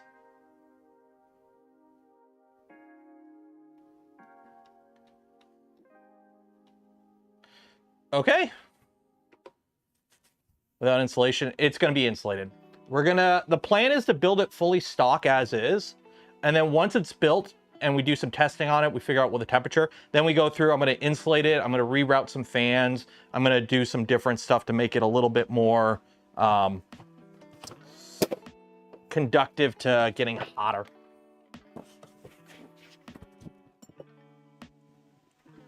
Where are my panels? I think these are the panels.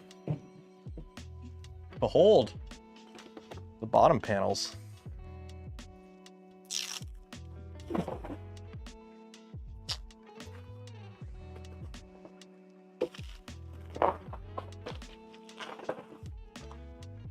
These are fingerprint magnets.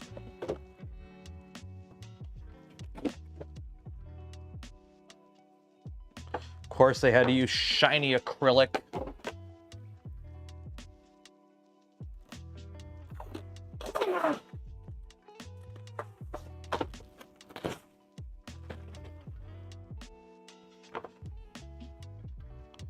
Okay, chat, say hi. Where are you, chat? Where are you? Where are you? No, that's... Where's chat? Where's chat? There you are, chat. Say hi. Say hi, chat. There you go. You can see chat. Hi, chat.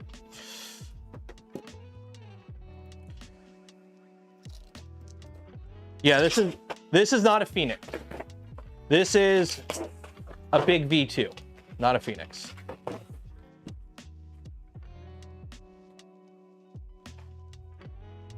I wish I had a sandblaster. If I had a sandblaster, I would sandblast this. Get rid of all the shiny. Not a fan of shiny. How many of these are we gonna need? M3 6 button head cap screws. Okay, so we're gonna need a bunch of the M3 guys, which are these guys. Okay, so bring this over. Yeah, so we're gonna need a whole bunch of these. Okay.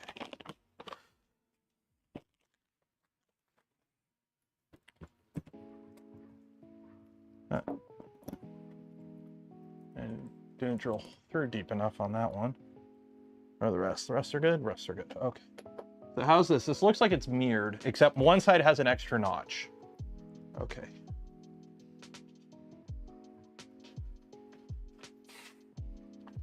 Well, the camera's still working, so that's good. So this is gonna go on this side.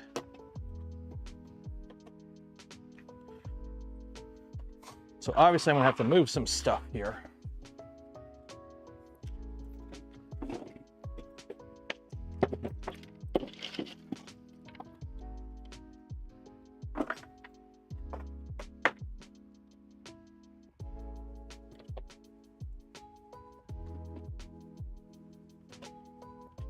This printer's so big, it's like, oh, just get into the printer. Get in the printer, Shinji. Okay, you can peel off this piece that says front, because I think by now we figured out where the front is.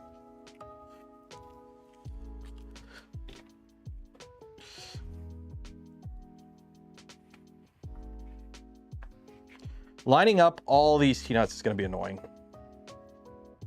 Lining up all these T-nuts is going to be annoying.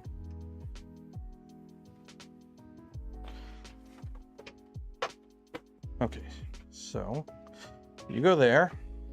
Look at the other one. We're going to grab T-nuts. Grab the other side. Clear mat would make it look good. Same. Yeah. Oui, c'est intéressant in chat. Oui, le chat est vraiment très bon.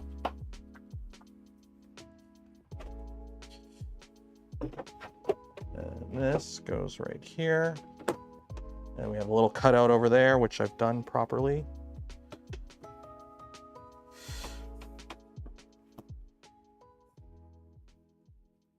Trying to figure out, these have little notches in the front, but these ones don't. Is it supposed to be like that? Or do I have this backwards? I think I have it backwards. I think this goes like this. There we go. Okay, so that goes like that. That goes like that. Why is it like that? Is it for wires or something?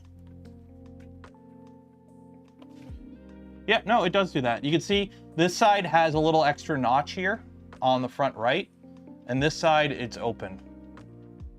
And there's 2 extra notches here and then a 3rd notch. So the one on the right has more notches. Okay.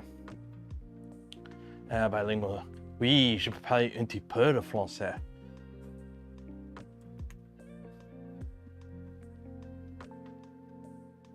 Okay, so we're gonna need a bunch of M3 5s. Did I bring those over there? I did. Okay, those they are. And then what is it? M3 6s?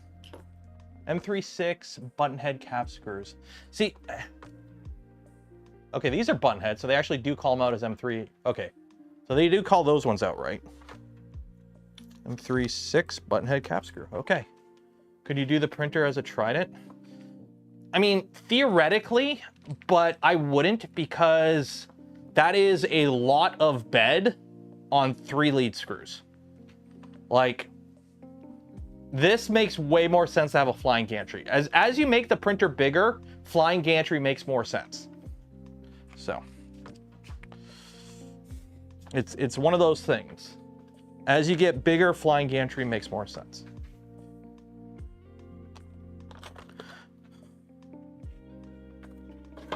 So there's nothing in the sides here to hold it. So we got 1. There's no screws in the back, really. Are there no screws in the back? No. No, there's not. Okay.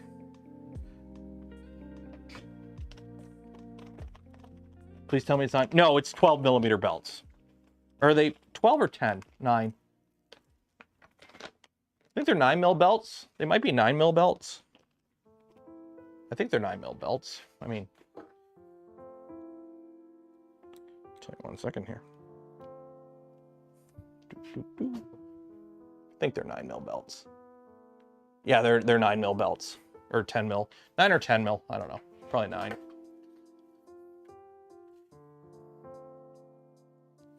Yeah, it's all 9mm belts all around.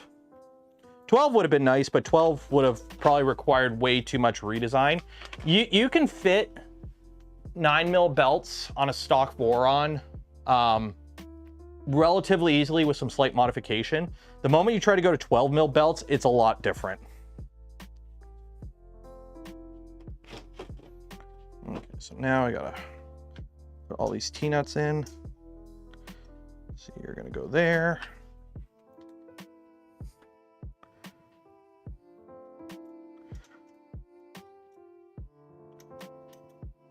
You're gonna go right about there.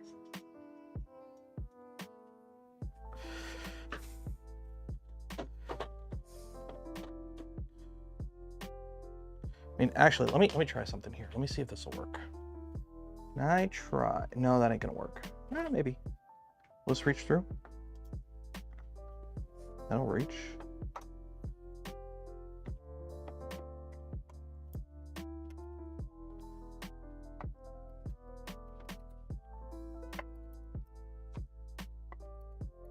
Scratch up the extrusions so I can figure out where to put my T-nuts without having to do everything. Ah, it works.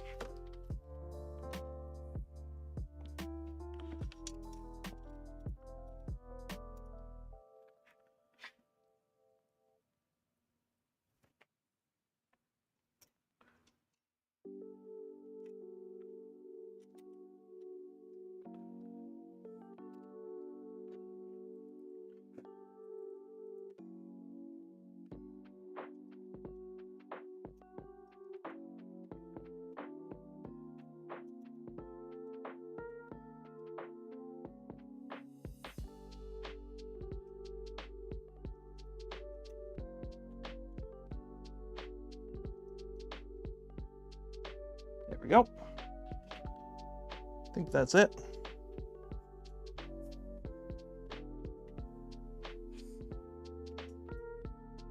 I think that's it. Okay.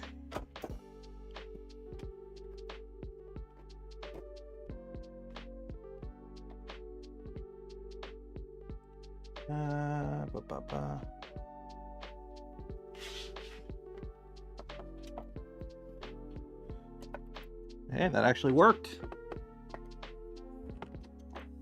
They all line up. Heck yeah.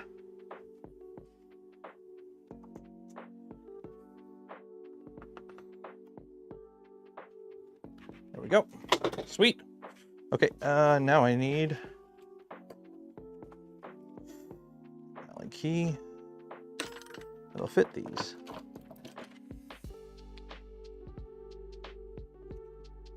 Anyone have any tips for ASA CF adhesion? Tried some the other day and lost grip 90 through. You'd be using the same sort of procedure that you do with ABS and ASA. Just because it has carbon fiber, if anything, it should warp less with carbon fiber. Although carbon fiber doesn't stick to your bed. So what I would recommend personally, make sure your bed's really clean. Make sure everything's all good.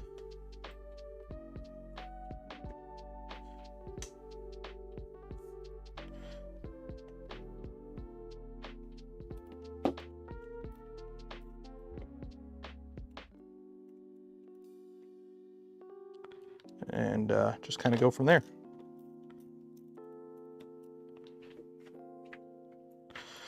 And put a little vision miner on it.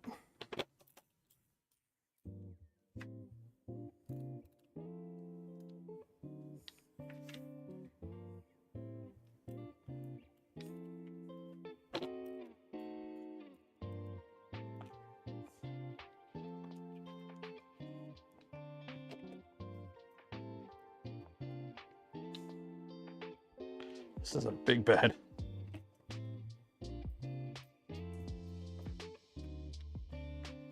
Big printer is big.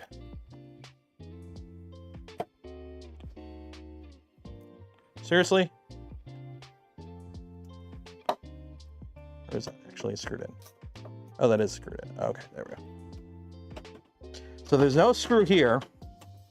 There's nothing on the back. So I think there's cover plates though that hold this down, hopefully. There better be, because if it's gonna rattle, I'm gonna drill a hole and screw it in myself. I ain't dealing with rattling. Rattle them bones, boys.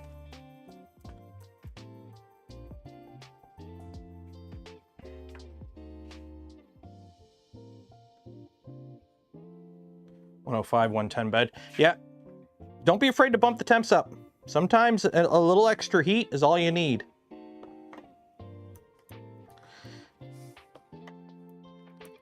It is better to have a print succeed and be slightly mushy or out of spec or with a little bit of elephant foot, in my opinion, than a print to just fail. A failed print is a failed print.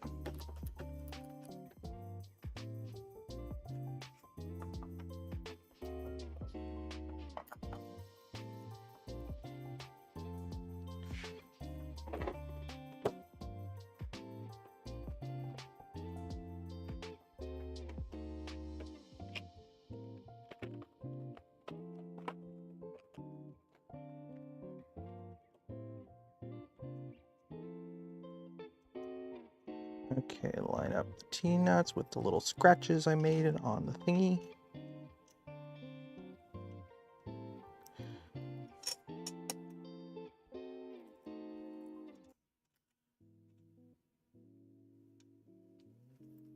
There we go.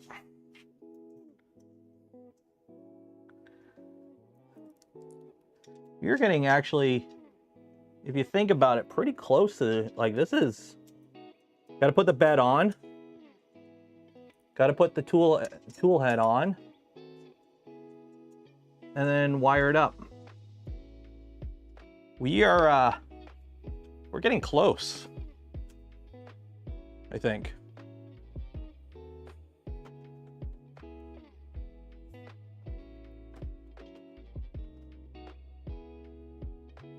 We are getting close.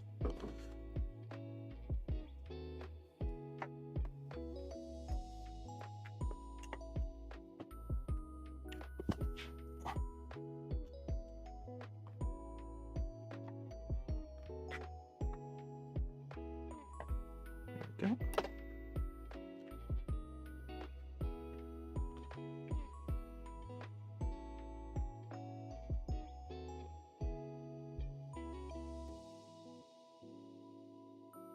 You can always sand off elephant. Yep.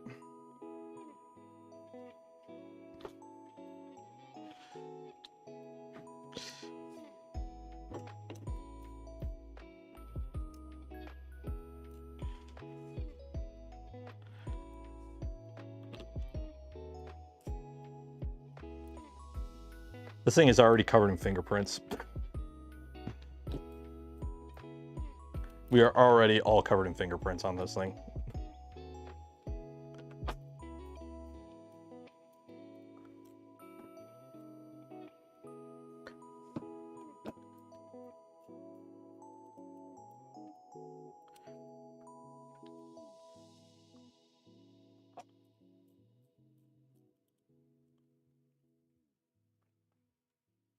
Also, I think we're getting close to the point where moving this is now a two-man operation.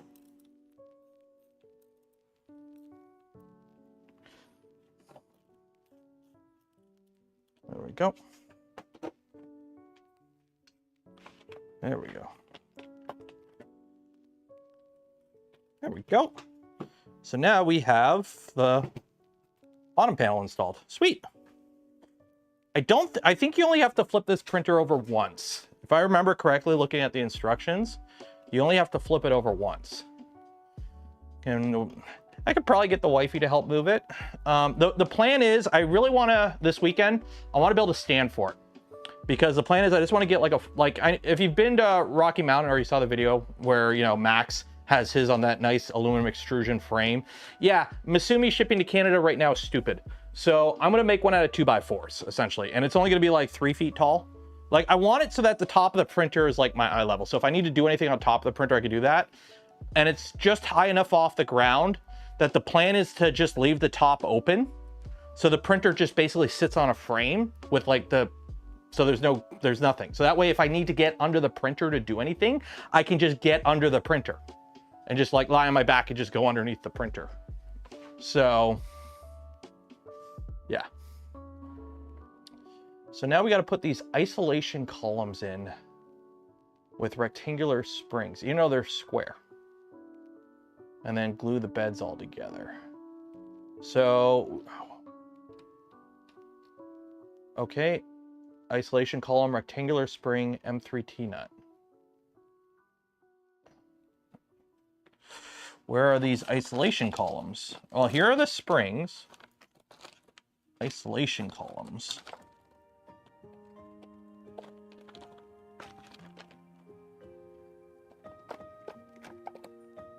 Here are the springs. Isolation columns. Well, they're not in here.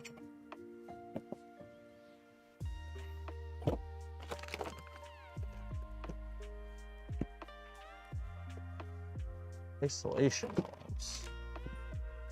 Isolation columns. Because here's all those springs. Here's the thing. This bed is spec'd to be mounted on springs, and I probably don't want to do that. I kind of want to keep it rigid mounted. Fans and blower stuff.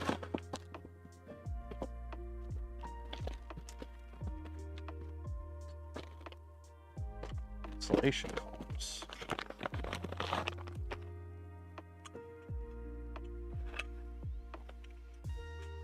Oh, that's a spool holder. They give you a bent sheet metal spool holder. That's nice. I also have some Delrin. Oh, those are for the spool holder. Okay. Isolation columns. I mean, here's all the... You know what? Let's just put the beds together for now. Let's put the beds together, because that... Grab our magnets, because we're going to need those. Here's all our fuses. We don't really need those right now.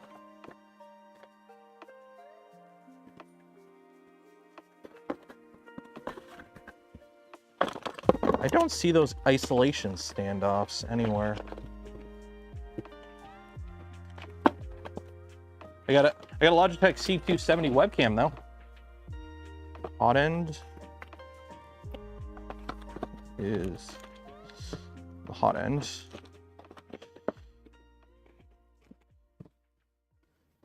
Screen is probably just screen stuff, just to make sure it's just screen and electronics, yeah. Am I on the right camera? Am I even on the right camera? Can you guys see me? I am, okay.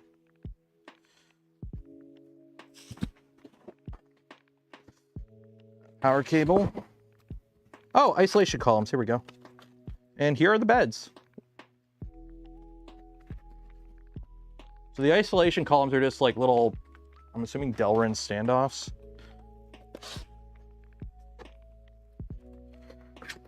So, who wants to do some bed prep? Let's do some bed prep. Let's do some bed prep.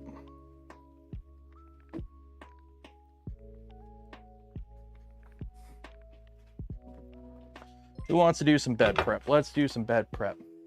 Went up to the bonsai? It's downstairs.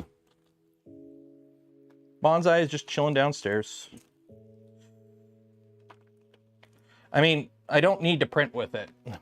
So the bonsai just chilling downstairs. I think I may have stolen the Raspberry Pi off of it at some point. So it can't print.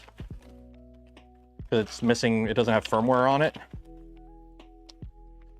Or I think I stole the, I'm pretty sure I stole the thing out of it. The SD card at some point. So it functionally can't print, but mechanically it's still together.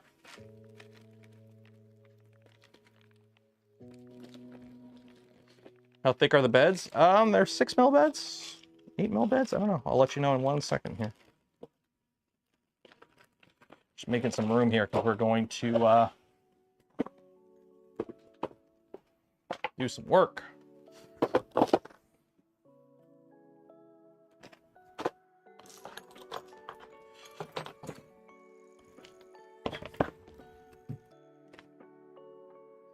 Okay, the beds are approximately, I think they're 6 mil beds. Yeah, they're 6 mil beds. Yeah, 6 mil beds.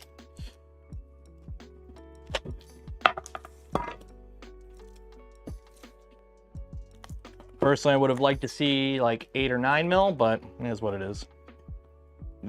There's 4 of them.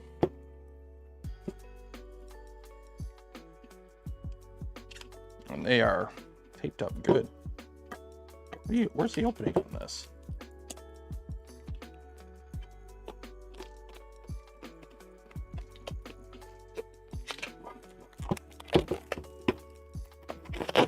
Ah, it's icky. Why'd they wrap them?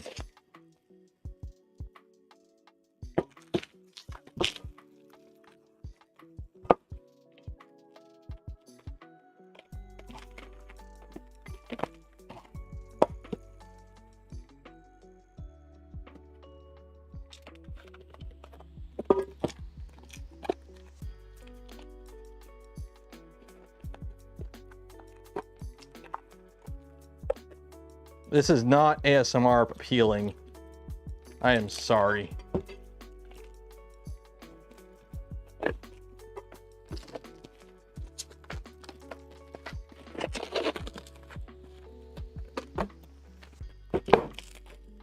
There we go.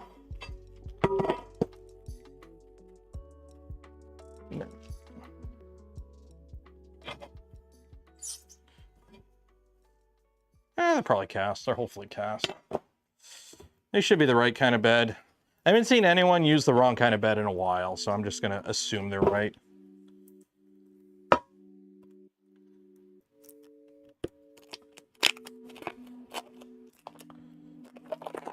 Because here's the thing, even if they're the wrong bed, I'm using them anyways. The only beds I got, the milled finish. Yeah, it's fly cut. At least they're surfaced. Like, they don't have to be blanched. Don't get me wrong, being blanched ground is preferred. But as long as it's, you know, a type of aluminum that isn't going to warp to shit the moment you put heat on it, and it's flat, you're fine. Like, you tell they just went through it with a fly cutter here. Just to make it, mill it flat. That's fine. Blanch grinding is nicer, in my opinion, because it's a more consistent finish.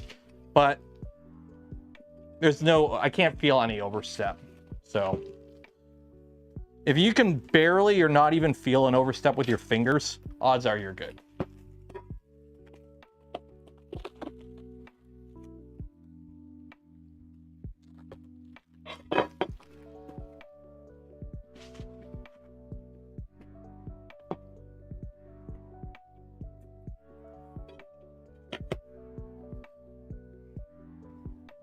So we'll get the beds made up and then we'll probably call it there. So I can let the adhesive properly adhere. Words are fun. There we go. And then don't forget, we are going to be doing the giveaway at the end of the stream. So if you have not entered for your chance to win some Polymaker filament, do so now. Link in the video description. Enter for your chance.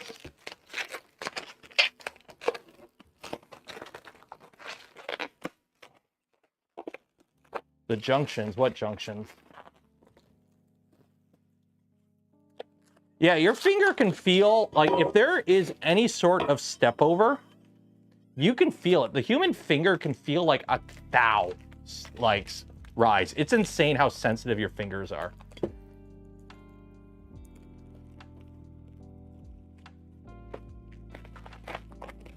Where they meet, like the different beds, it won't be an issue because, yes, there are 4 different beds, but it's one flex plate. So the flex plate sits on top, and if you have it all set up right, it should be flat compared to them all.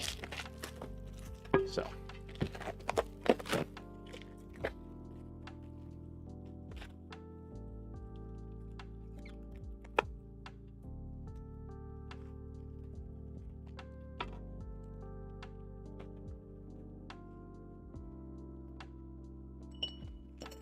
On the bright side, these boxes are getting very empty very quick.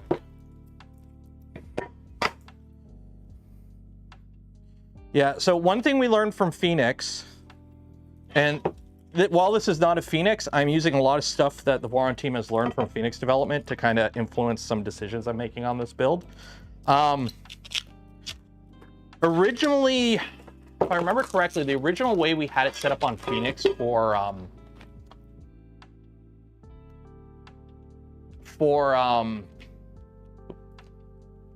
bed leveling was essentially each bed floated a little bit. So when you put the flex plate on, the flex plate kind of sucked everything flat.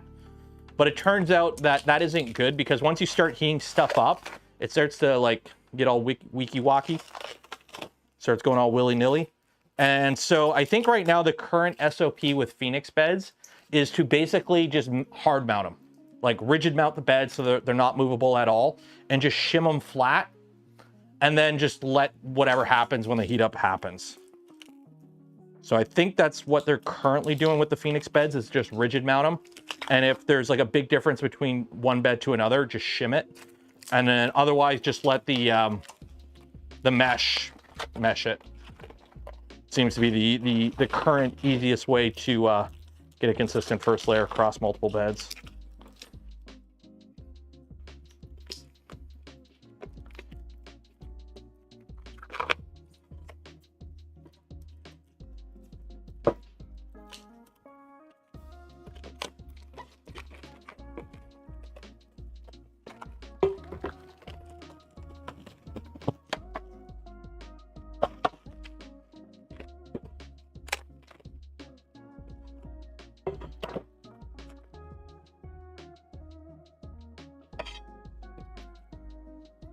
Scary how big it is. It's not scary. How is a printer scary? 3D printers are not scary. You leave a gap? Yeah, you leave like a 1mm gap between the beds.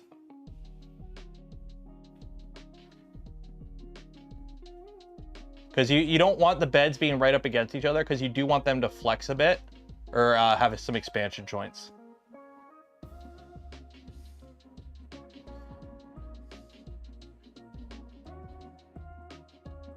Yeah, see, it says stick the magnetic tiles on the hotbed and scrape them flat without bubbles. Yeah, see, so I'm gonna follow this a different way. I'm gonna assemble the magnets first before putting them in the bed. So I'm putting the bed together my way that I put beds together. I'm not following the manual. I'm gonna put the magnets on them all first. That way you can flip them over and install the bed on flat. And then also installing the magnets on with all the beds close like this is gonna be a nightmare. It's like they do it because you got to put the screws in, and then this way, like the magnets technically cover the screws. You could drill a hole in the magnet to get at the screw holes. So, yeah, it comes with a big old flex plate.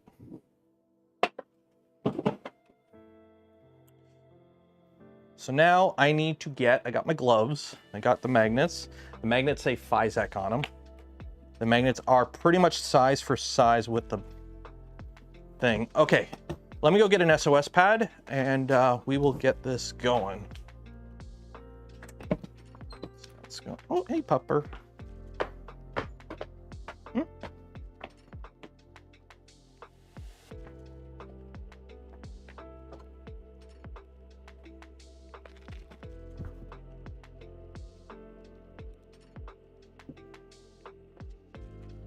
Hey, pupper.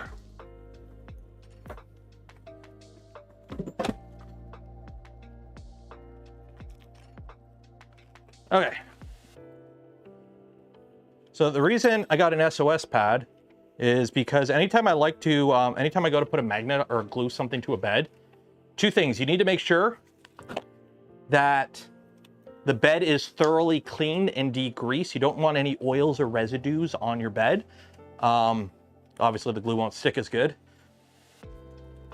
Plus, considering we just took off some wrappers, you don't want any little bits and bobs left over causing bubbles.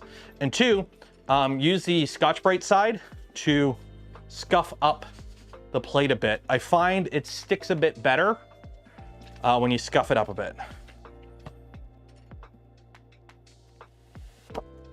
So a little bit of ISO.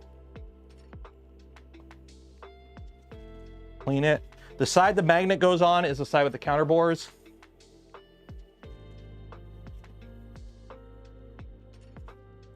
Clean the other side as well. Make sure you do this in a well-ventilated environment because this is Scotch-Brite. Or this is ISO.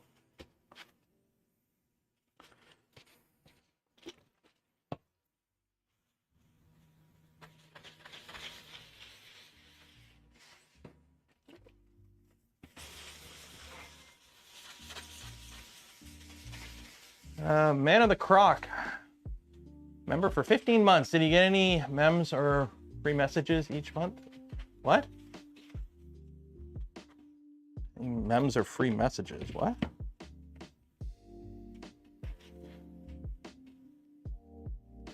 What does that mean?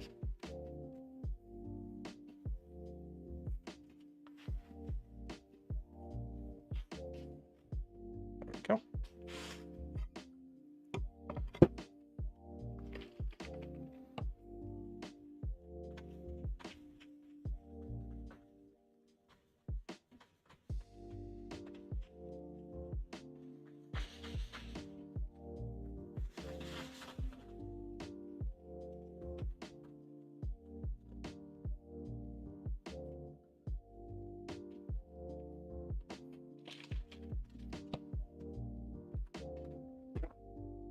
Oh yeah, you get your one free message a month if you're a channel member or Patreon or channel member on YouTube.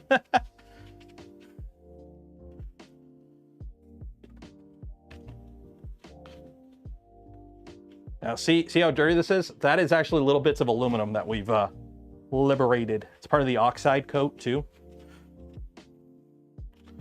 So you really want to make sure that it is clean before you try and put the magnet on.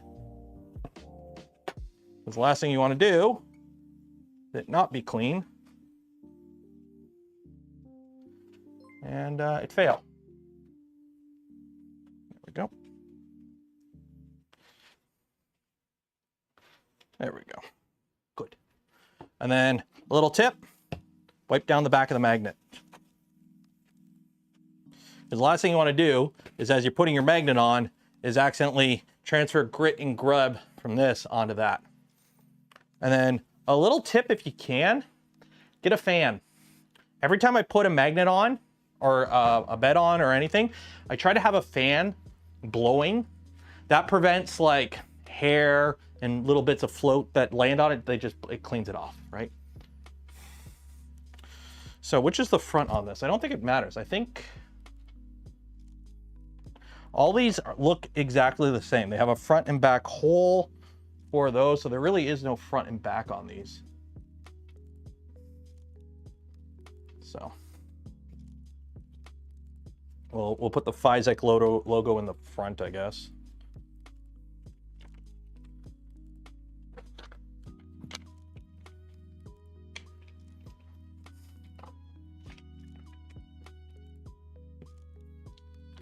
You need to make sure the magnets all face the same way. They shouldn't have to.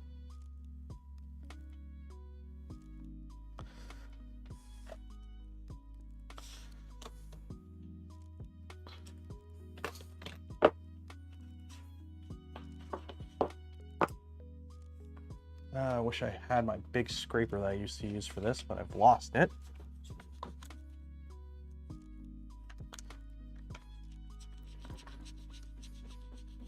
I used to have this nice big rubber scraper that I would use for this.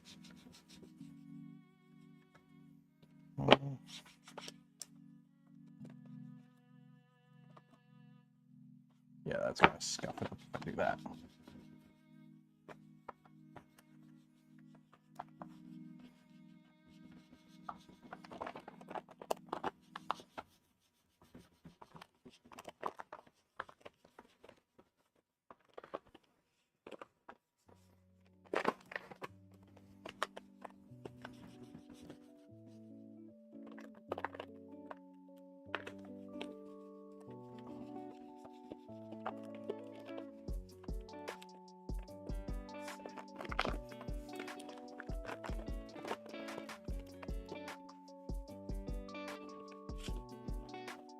There we go.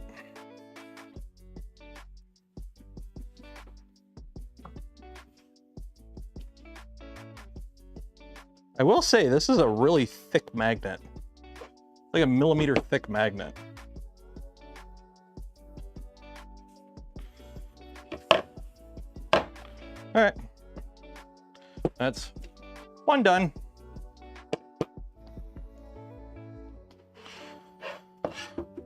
One magnet. How good are these magnets?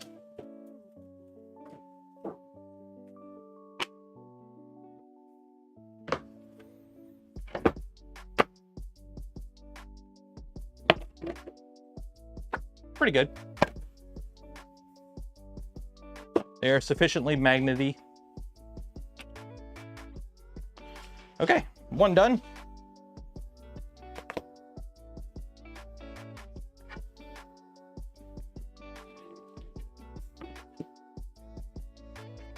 The trick when doing magnets is to line up one side first.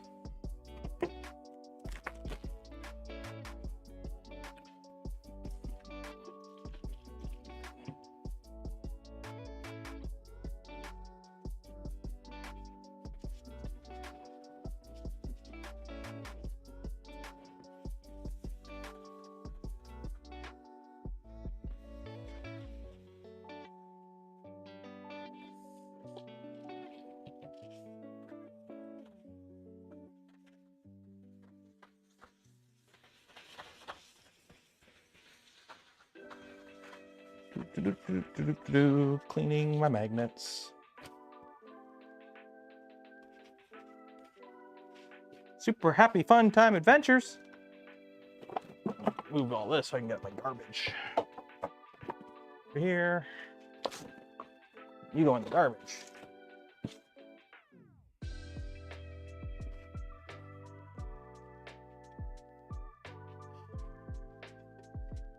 Make the plate lift of the bench you print off a 90-degree bed. Yeah, that'll do it.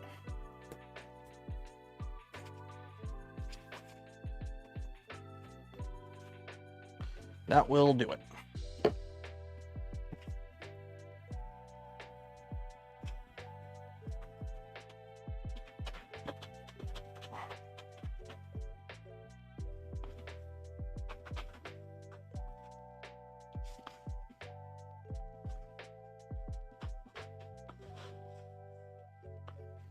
Ooh, the better way would be to put the magnets slightly oversized. Yeah, I personally prefer oversized magnets and then trim off the extra. And then also, I much prefer when the flex plate is bigger than the bed. Like, yeah, you can use like pins and whatnot to ensure your flex plate is always aligned. Or if you have a 300 bed, just get a 310 flex plate and just flop it on. And if that way it doesn't have to line up perfectly every time. So you add a little bit of variableness to everything, so that way you don't wear out the bed as quickly, because you're always printing in the same spot. So that way, you know, you get a little bit more randomness to it. And then two, you don't have to line it up. You just flop it on because you have enough extra that as long as it's over the bed, it's over the bed. So I much prefer when printers come with flex plates that are bigger than the bed itself.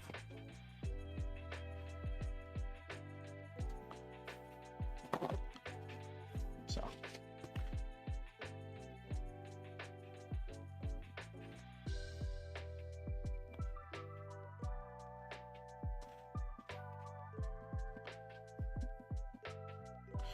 Any tips for splitting large models? I'm working on a project again. Most slicers now, you can do it within the slicer. It depends on the model and what it needs to split as. Like,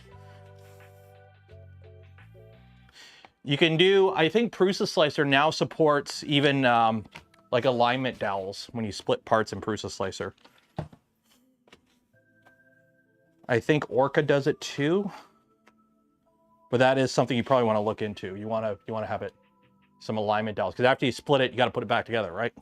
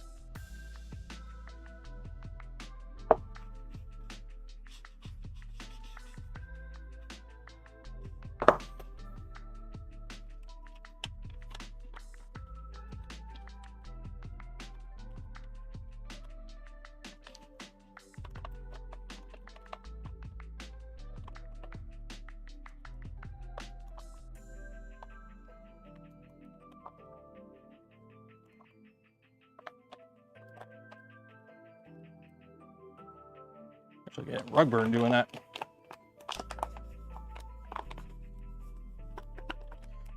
The magnet's pretty thick, so I find getting bubbles on magnets is actually harder than you'd think, because it's thick.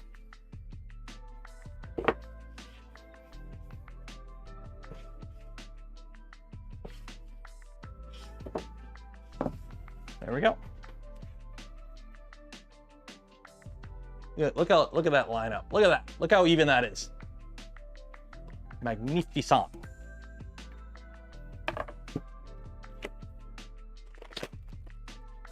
Mucho bueno.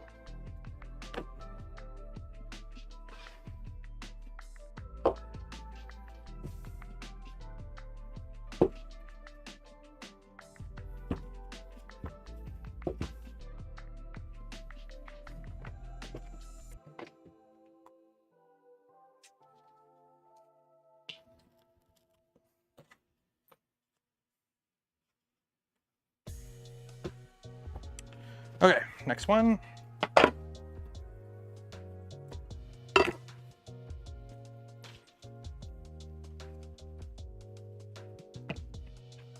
Drill through the magnet from below, then drill the top out for clearance. Yep.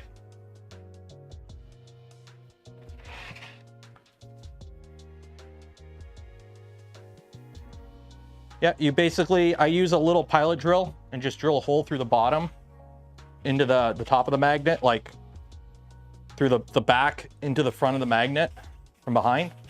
And then I use a deburring tool or a countersink to just clean up the magnet.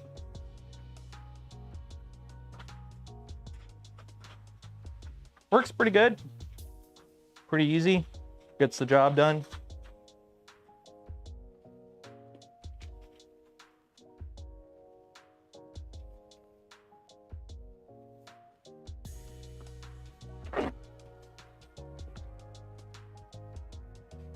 Able to debris. Well, if you get a bubble on the magnet, a couple things you can do. Get a pin and poke a hole and see if you can get the air out. Two, if it's small, cut it. Just cut it out. Just dish it or get like a really sharp spatula and just try and plane it flat. Or I've done it where I just cut out like a little section. You can get little punches for like coring. Just try and core it out. Because it might be better just not have a magnet there. Yeah, you'll have a slightly cold little spot, but just put, when you put your flex plate on, your flex plate will just flatten it out.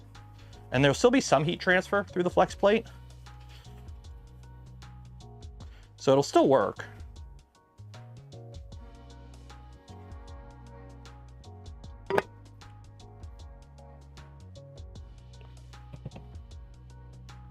Vacuum bag. Vacuum bags only work if the air has a way of already getting out. That's the thing. So if you put on your magnet or a PI sheet or whatever, and you got a big bubble and it's sealed around the bubble, putting it in a vacuum won't do anything because you got to draw the air out. That's like bags designed for vacuum sealing have those patterns on it to allow air to escape.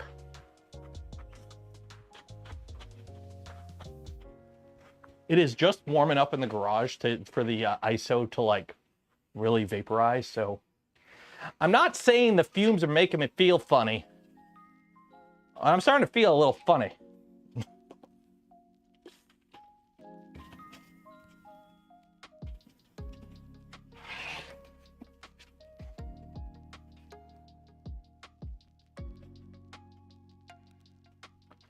All these paper towels with ISO soaked into it, evaporating.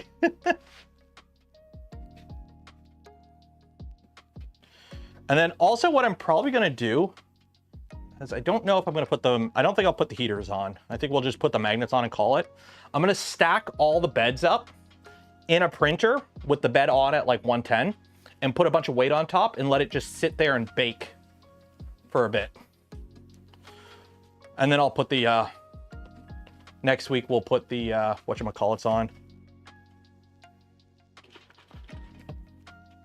The heaters. Because I really want these magnets to be well adhered.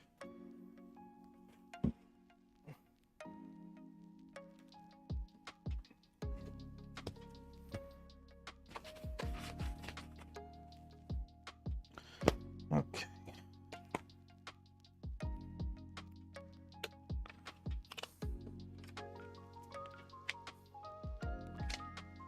I don't look funny? Oh, that's good.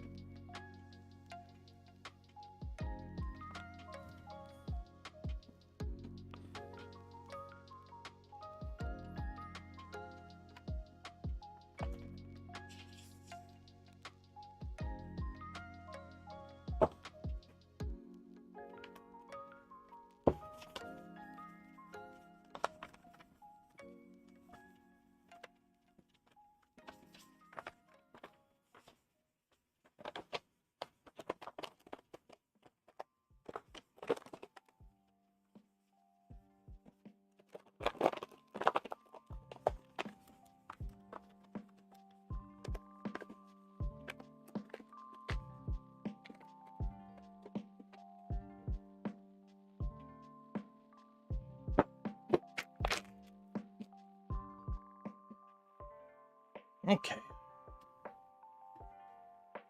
Bueno. Look at that. Look how even that is. Look how even that is.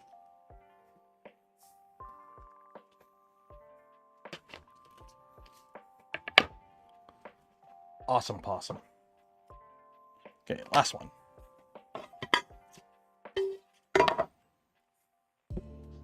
Make it look. To be fair, for those saying, oh, you make it look easy. I have been doing this for like 6 years. I have been putting magnets on and PI sheets and heaters on printer beds since like 2018. It's been a while. I've been doing this. It's one of those things that you get better at the more you do it. And I've probably done it close to 50 times by now. So just what you do if you want to get really good at putting magnets on beds is just become a YouTuber that builds printers on live streams for a living. And then there you go.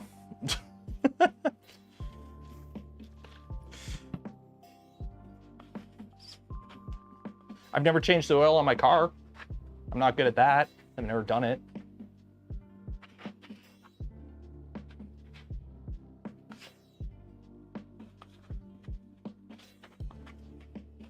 Although I've done my brakes. I've never done an oil change on my own car, yet I've changed the brakes on a car. Like full rotors and pads. Explain how that works.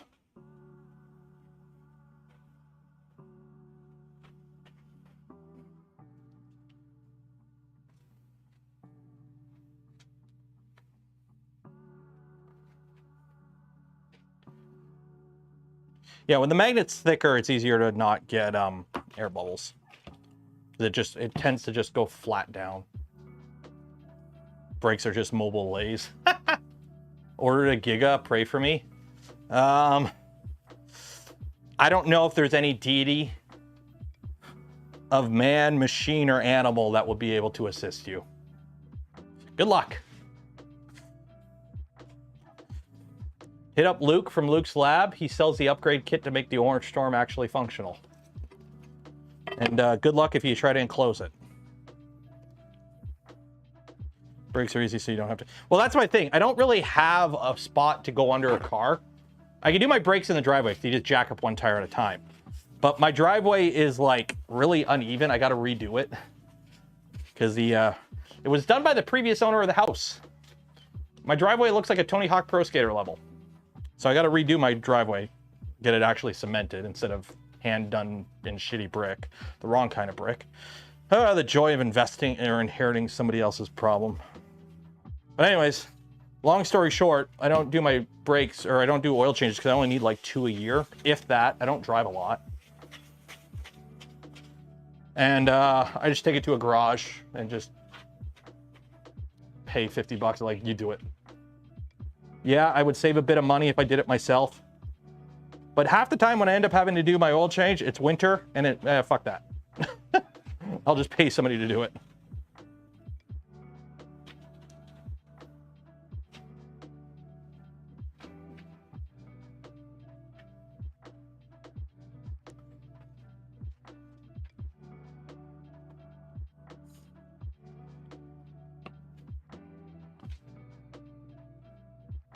Poured concrete. Yeah, our house, I can't complain because of the price we got it for. I really can't. But you could tell the previous owner was a bit of a handyman who did a bunch of work themselves to save a bit of money. And I give him credit for trying. But put it this way, most of the money I've put into the house since we got it has been redoing stuff. So, yeah.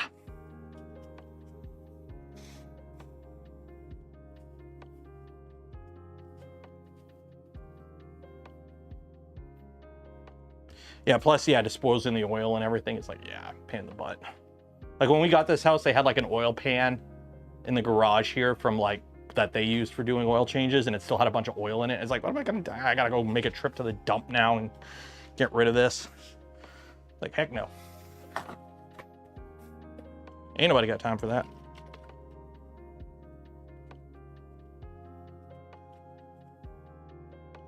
Okay. How long have I been wiping the plate? Enough to make sure it's clean. It's like a pizza. Whoa. Don't you dig a hole? Yeah, the old popular mechanics advice for getting rid of oil. Just dig a hole in your backyard and fill it with gravel. And every time you do an oil change, just pour the old oil into your little septic pond thing that you made. And the earth is big. Oil comes from the ground. It can go back to the ground, right?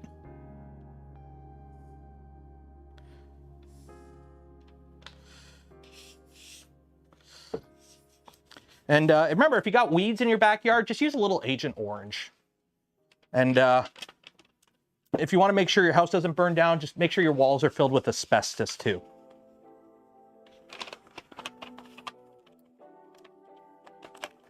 And for the ladies out there, if you got some pregnancy sickness, I'm pretty sure there's a good drug that'll help a lot with that.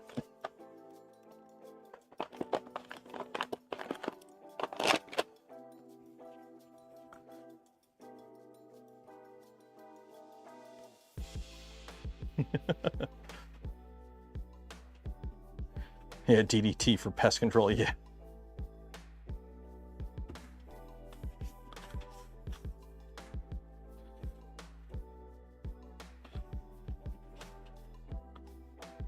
There we go.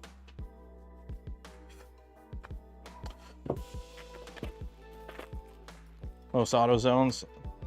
I don't even know if we have auto zones in Canada. I think we do, but there's like other side of town. Or Mopar or something. We have something for car parts.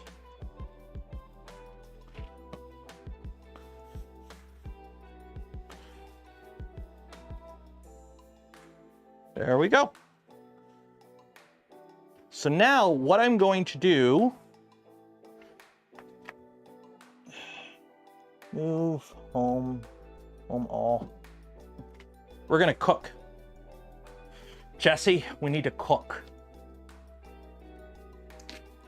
What I'm going to do is take these 4 beds that we've just put magnets on, and I'm going to cook them in a VORON.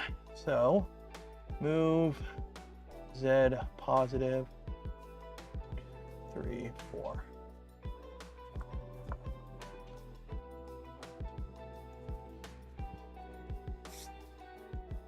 Because what I'm going to do is basically stack all of these in this VORON here with the bed nice and hot, and let the glue do its thing.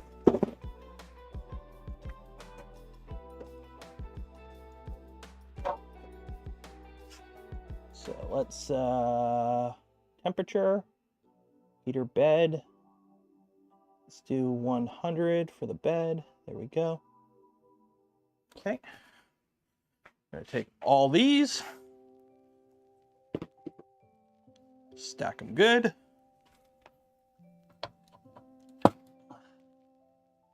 You go in there, and now I need something heavy.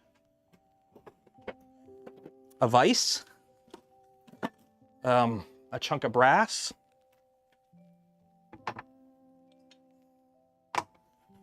what else is heavy?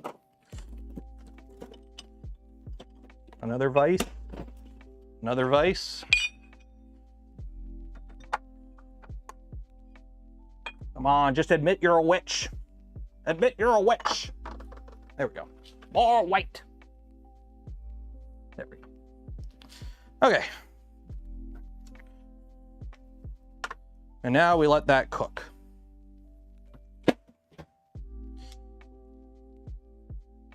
So this is something I used to do a lot.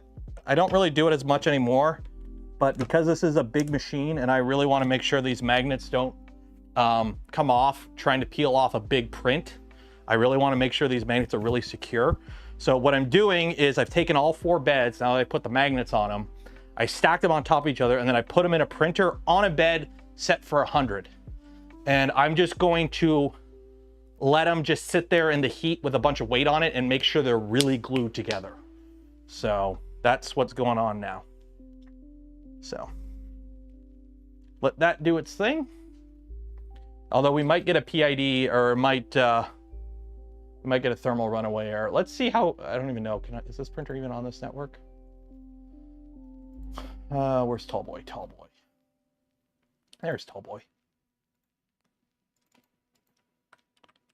Oh, cancel. Copy. Okay.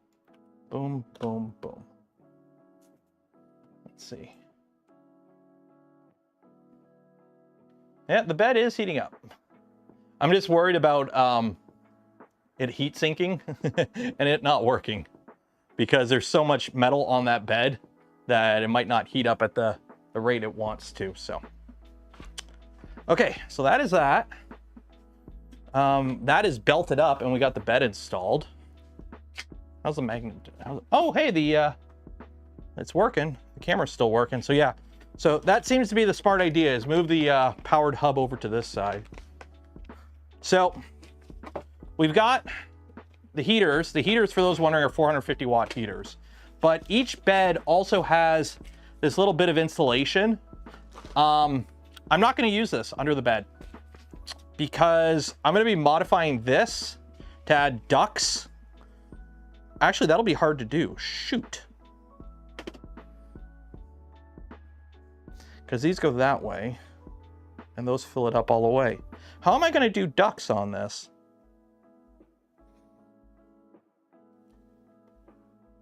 I might have to come out the side. I might have to come out the side.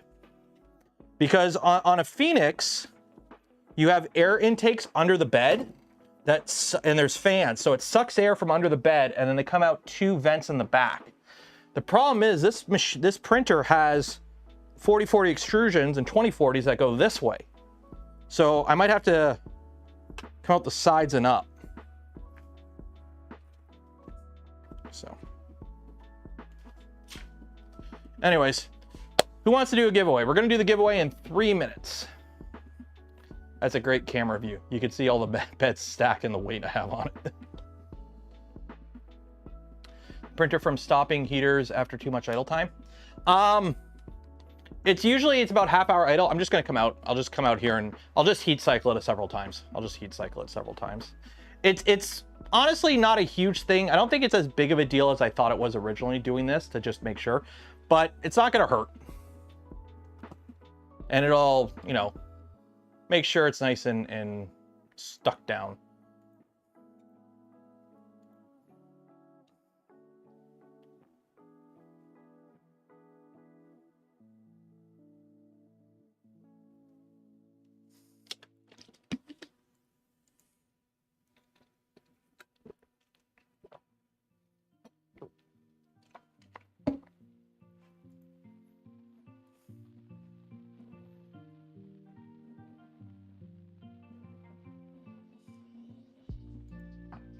Set idle timeout. Yeah, the thing is, I don't want to do that because I don't want to forget it. I'd rather just come out here every now and then and just reset it for 100. Like normally half an hour is fine. I've done it. Usually that's my thing, is half an hour. Just let it sit there, let it heat up to 100, let it cool down normally, and just put a bunch of weight on and just let it. So it should be fine, I'll be honest.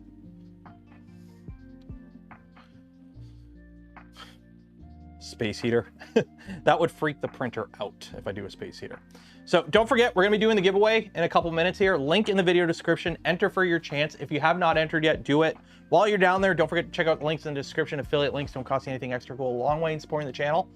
Some of them, like the GamerSups one, use code Canuck, save some money. And if you want to help support the channel, content I create, things I do, consider becoming a channel member, Patreon supporter, or gifting memberships to others if you're really cool. Or just subscribe. Just hit the subscribe button and like the smash button.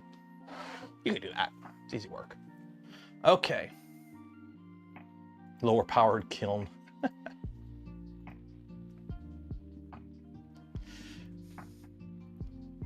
I love, okay. So who here in chat did not understand what the question was? How many people in chat did not understand or did not get the reference with the question today on the stream? The stream question. Lance Wood. Yeah, a few people. Okay. Y'all need some culture. You need to go watch a movie called Blade Runner. The reason that question there is to help sniff out bots, like people who use a bot to enter. So that's the joke. In Blade Runner, the main character is hunting replicants that mimic humans, but they fail emotional tests, and that's one of the questions that they ask him. So.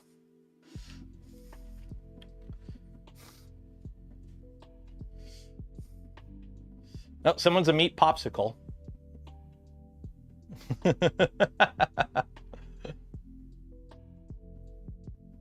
Oh, we got a few people that are meat popsicles. Another reference to another good movie.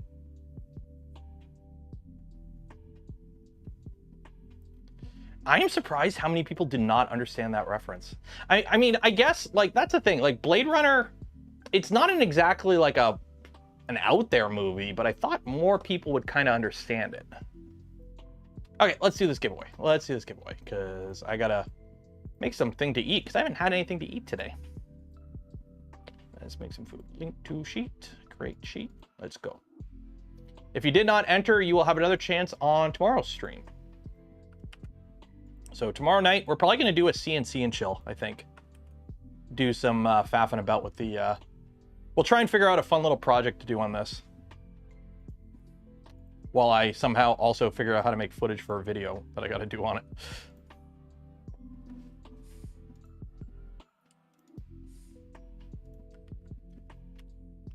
Why would you flip them over in the first place? The whole point of, okay, so I'm going to do a very, very, very crash course on replicants in Blade Runner. Go watch Blade Runner. It makes more sense, but essentially there are robots that pretend look like humans, but they're not as emotionally mature. So the whole point of the Voight comp test, which is that is one of the questions, is to basically give you a question to force an emotional response. Because if you show an emotional response that's like not how a normal human would react, it's like, oh, they're a replicant. So they're meant to be emotionally charged questions. Like, why are you hurting a turtle? Like, why would I hurt a turtle? A normal human would be like, well, you know, I wouldn't. But a robot wouldn't know how to properly react to that. Okay, so we got 237 people. Random bots. 237. Play. Did I hit the bot button? Make the PCB lamp project. Yeah, we might do that. I think that might take more time though. Did I hit the bot button? Okay, yeah, there are people here now. Okay, cool. Okay, so how this works, if you win, you get a spool of filament from Polymaker. But if I pick your ball out and you win, you also win a free hat. This one right in the corner. Who is this? Madeline. If you win, you get a free hat along with your spool of filament. Good luck. Everyone else, if you win, you just get a free spool of filament.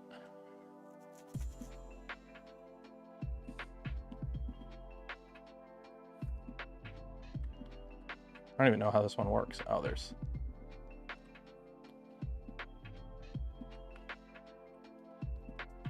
Exclamation mark zoom zoom makes your ball go faster. Exclamation mark gullible makes everyone else go slower.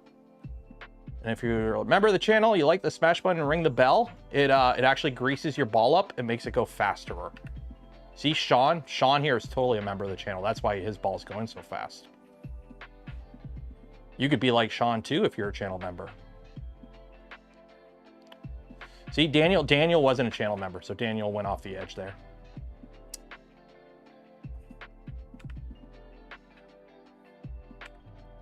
Go, TT. Nope. Go, Anton. You got this, Anton. I believe in you. I believe in you, Anton. You betrayed me, Anton. You betrayed that trust. I thought we had something. Oh. Oh, Jobo flying out there in the lead. But you lost all your momentum with that. Oh, you might make it, Jobo. You might make it. It's yours to lose now, Jobo. You've got a pretty commanding lead. It's yours to lose, Jobo.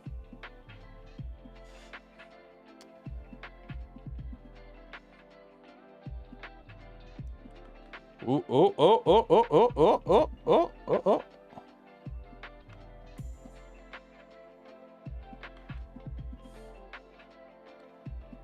Come on, Jobo. They're catching up, Jobo.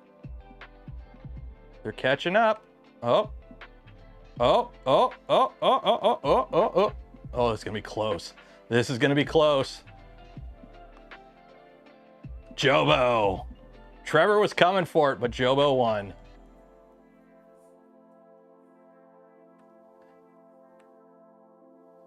Where are you guys going? RS Makes, that's not where you go. Okay, congratulations, Jobo. You have won yourself a spool of filament from Polymaker. You will get an email from me after the stream ends with information on how to collect your filament from Polymaker. Golf claps in chat. Okay. So, I think we're going to call it there. Next week on the stream, we will be... tomorrow night, we're going to do a CNC and chill stream. So we'll be playing around with the CNC. And then next Tuesday, we're going to get back to this guy. And we might be working on the printer, or we might be building a bench for the printer. I don't know yet, because I kind of need to put that printer on a bench, because I need to be able to spin it soon, I think. So that's going to be... So we're going to be doing something for this printer. I want to get this printer built. So we're going to probably try and finish getting this printer built.